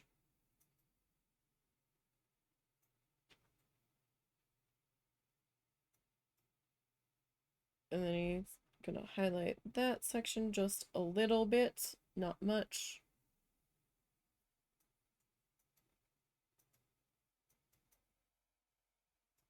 And then he's getting fancy and just like putting planks on there.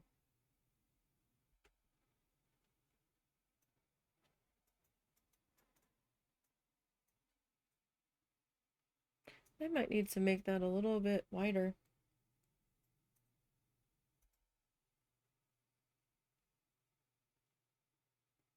Oh, Bob, what are you doing? You're putting snow on the roof. Okay. And he's got snow there. I'm just trying to see what he's doing with the bottom. So he's got a spot for a door.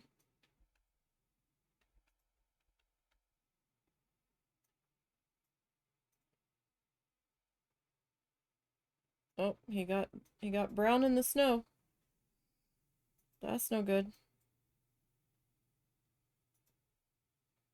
That's no good at all.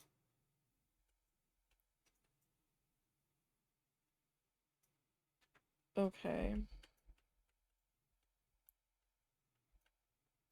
Are you? Oh no. Bob! Oh, maybe I should have done that other color in the background because this one's much darker.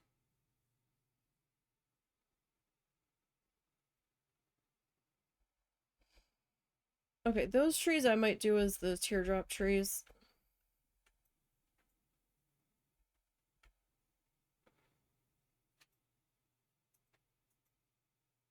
Have another color that they can be.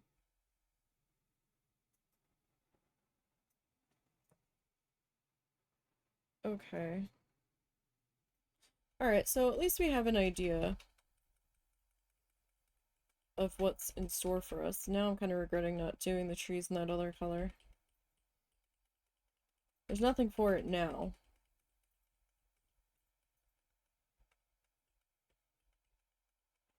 Probably shouldn't have changed my mind. One of these days, I will learn to actually watch this ahead of time. So I don't make knee-jerk decisions about changing what I was gonna do. Okay, so that's about where we need that to be. I am, after looking at that though, I'm gonna add a bit more. No, here.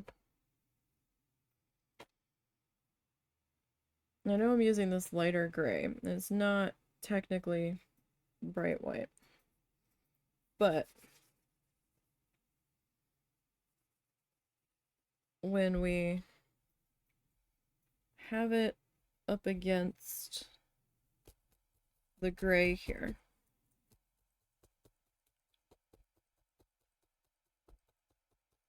it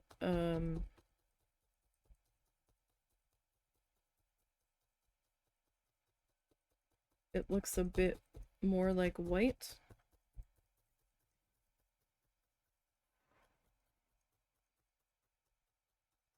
So I'm gonna just bring this down a little bit more. At first I was thinking that the angle was a little too steep, but this guy, this barn, is taking up a bit of room here.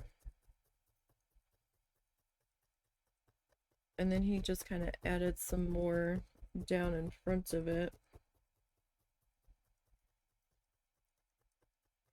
So I think I'm a little more okay with that now. Being a little bit steeper. But yeah, to change it up, I think I'm gonna do the teardroppy trees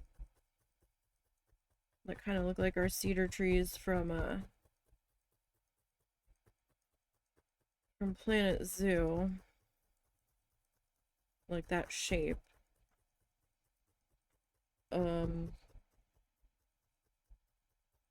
In here. Because these trees are bad enough, but they're in the distance, so I'm kind of trying to use that to excuse how horrible they look.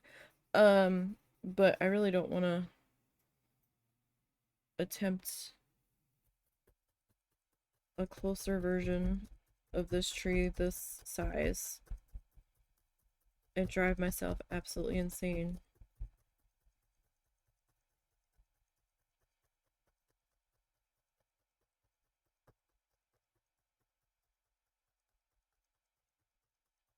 And I kind of like the way the big fluffy cedar trees look. Now I know I went with dark denim on this, but I have like night navy or something like that, or midnight, whatever. I have a darker blue. It might not be as dark as that, but I have another shade that I can pop in there. Should I have done those back trees a lighter blue? Yeah. Yeah. But I also didn't watch ahead to see what he was gonna do, so that's my fault. I ain't changing it now. That'd be a nightmare to rip out. I probably could rip it out, but I'm not gonna. Because then that's all that time that we will have lost working on that. I'm gonna save the titanium white, I think, for the roof. Put snow up there on the old roof top. So it's a different shade of snow than what we've got going on down in here. So you can see the difference between these two shades. Not super subtle either. You can definitely tell this is lighter than the other.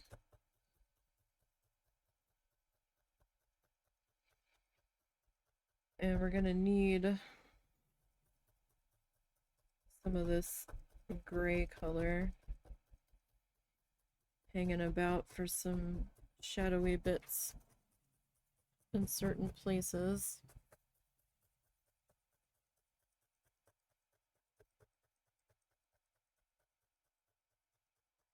But we'll finish popping this into place here. I think I might need a little bit more in this back corner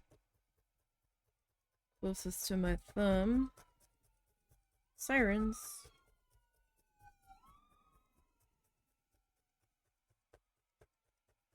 I don't know if the microphone picked that up. If it did, it was an ambulance.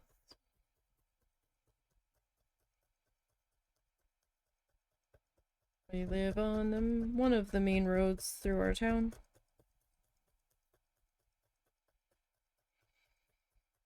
So, it gets a lot of traffic. For all of the loud things going by.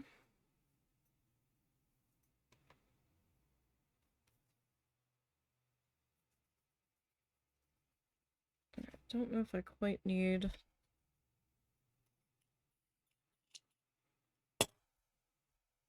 that big.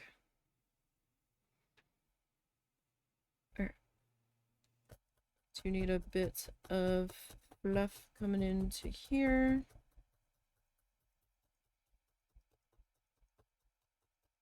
And then I think we'll be looking pretty okay to pick up with this whenever we get around to it again.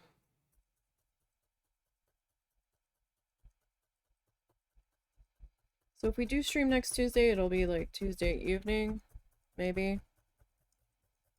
Maybe, but we'll probably just skip. I'll probably just take the day off next Tuesday.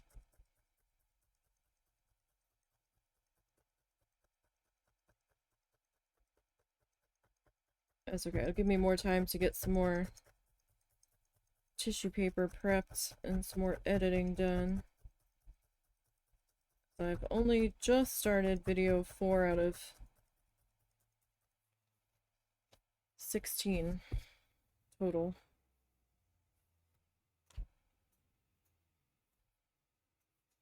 At least none of them are super long.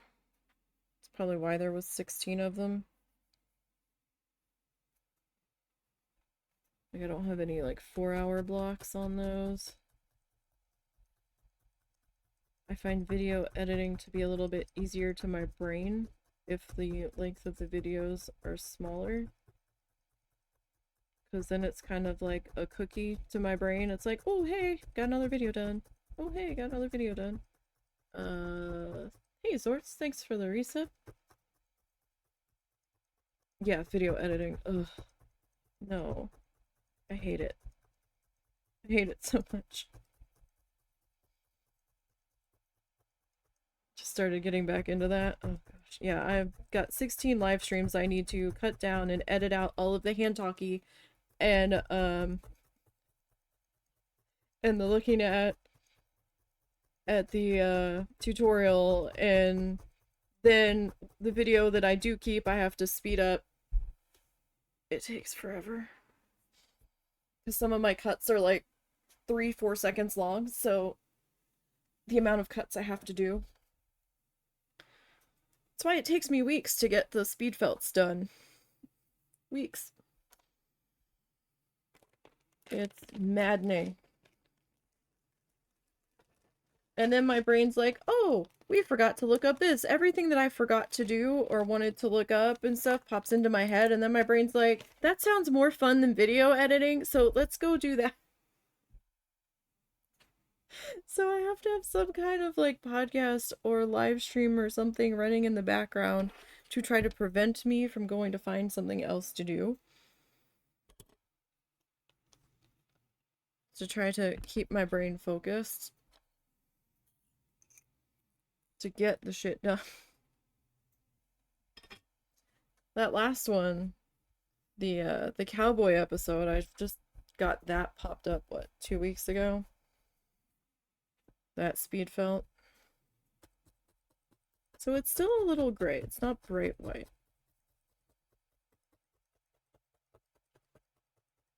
Maybe we could take some bright white and like lay it in on top of it, but I'm okay with where we're at, I think. But yeah, that cowboy episode took forever. Russell was starting to work on it, and then he was having a hard time bringing himself to work on it. And then he had to replace his computer, and I don't think that video edit got saved, and then I was worried transferring it to my computer would make it funky, so then I had to just start all over with that one.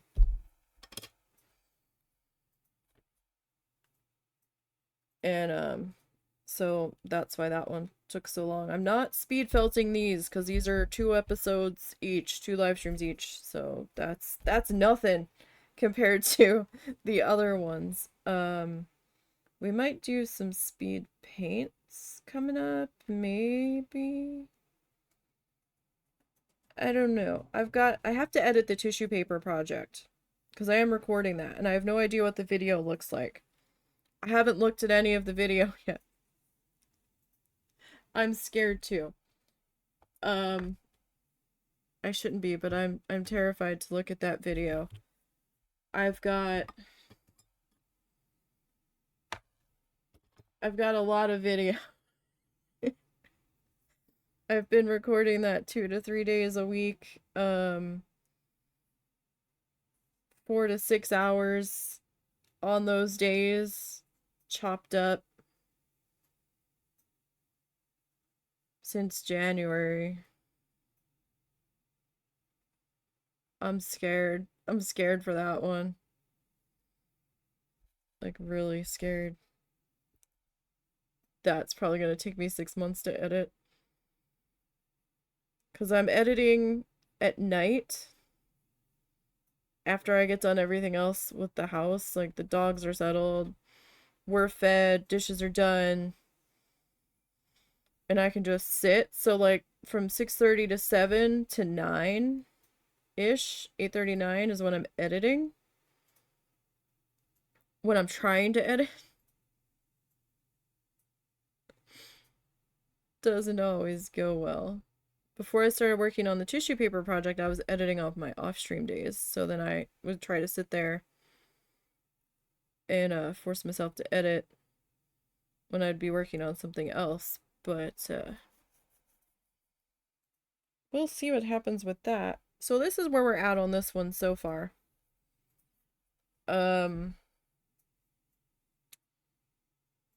It's okay.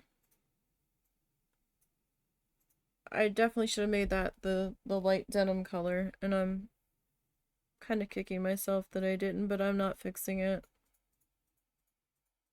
It's just gonna be that color. I think I've got another dark navy blue color that I can stick on the trees that are coming up in the front. So we have a barn to put in the next time we work on this. We'll be back tomorrow. You work tonight or are you off tonight? If you're even still here. will be back tomorrow with Planet Zoo. Migraine permitting, of course. We should actually be putting that Titan beetle into its exhibit tomorrow and hiring the staff I need to take care of that section. You're off tonight going to your sister? Nice. I hope you two enjoy yourselves. And that you have a good dinners. I'm sure it'll be much better than my dinner. I'm having dino nuggies tonight. I'm having mega dino nuggies tonight.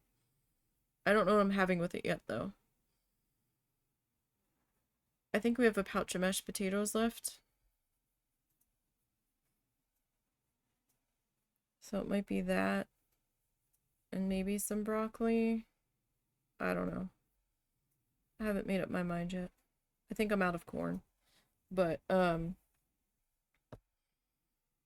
husband and my mom, I think, are having BLTs. I think. But yeah, Planet Zoo tomorrow. And then Thursday, I get back to working on the big project that's winding down. I have the rocks along the beach, and then I have the palm trees. Will I be done before the end of summer? I don't know. I hope so. But we'll see. We'll see. I'm still pretty happy with the gouache painting from yesterday. But, that's, I think, gonna do it today. So, you're probably streaming later? Alright, I might try to stop in if I notice that you've gone live. I saw you playing something yesterday and I'm like, but is he streaming? And I didn't see that you had gone live to stream. So I wasn't sure if you had just decided to on a whim or not. So I didn't know how long you were going to be streaming. But if I'm actually at my computer at that point, I'll try to pop in if I'm still up. So everybody have a good night. Thanks for the resub, Zorts. Enjoy your dinner with your sister. Hugs all around. And I'll see everybody tomorrow. Have a good one.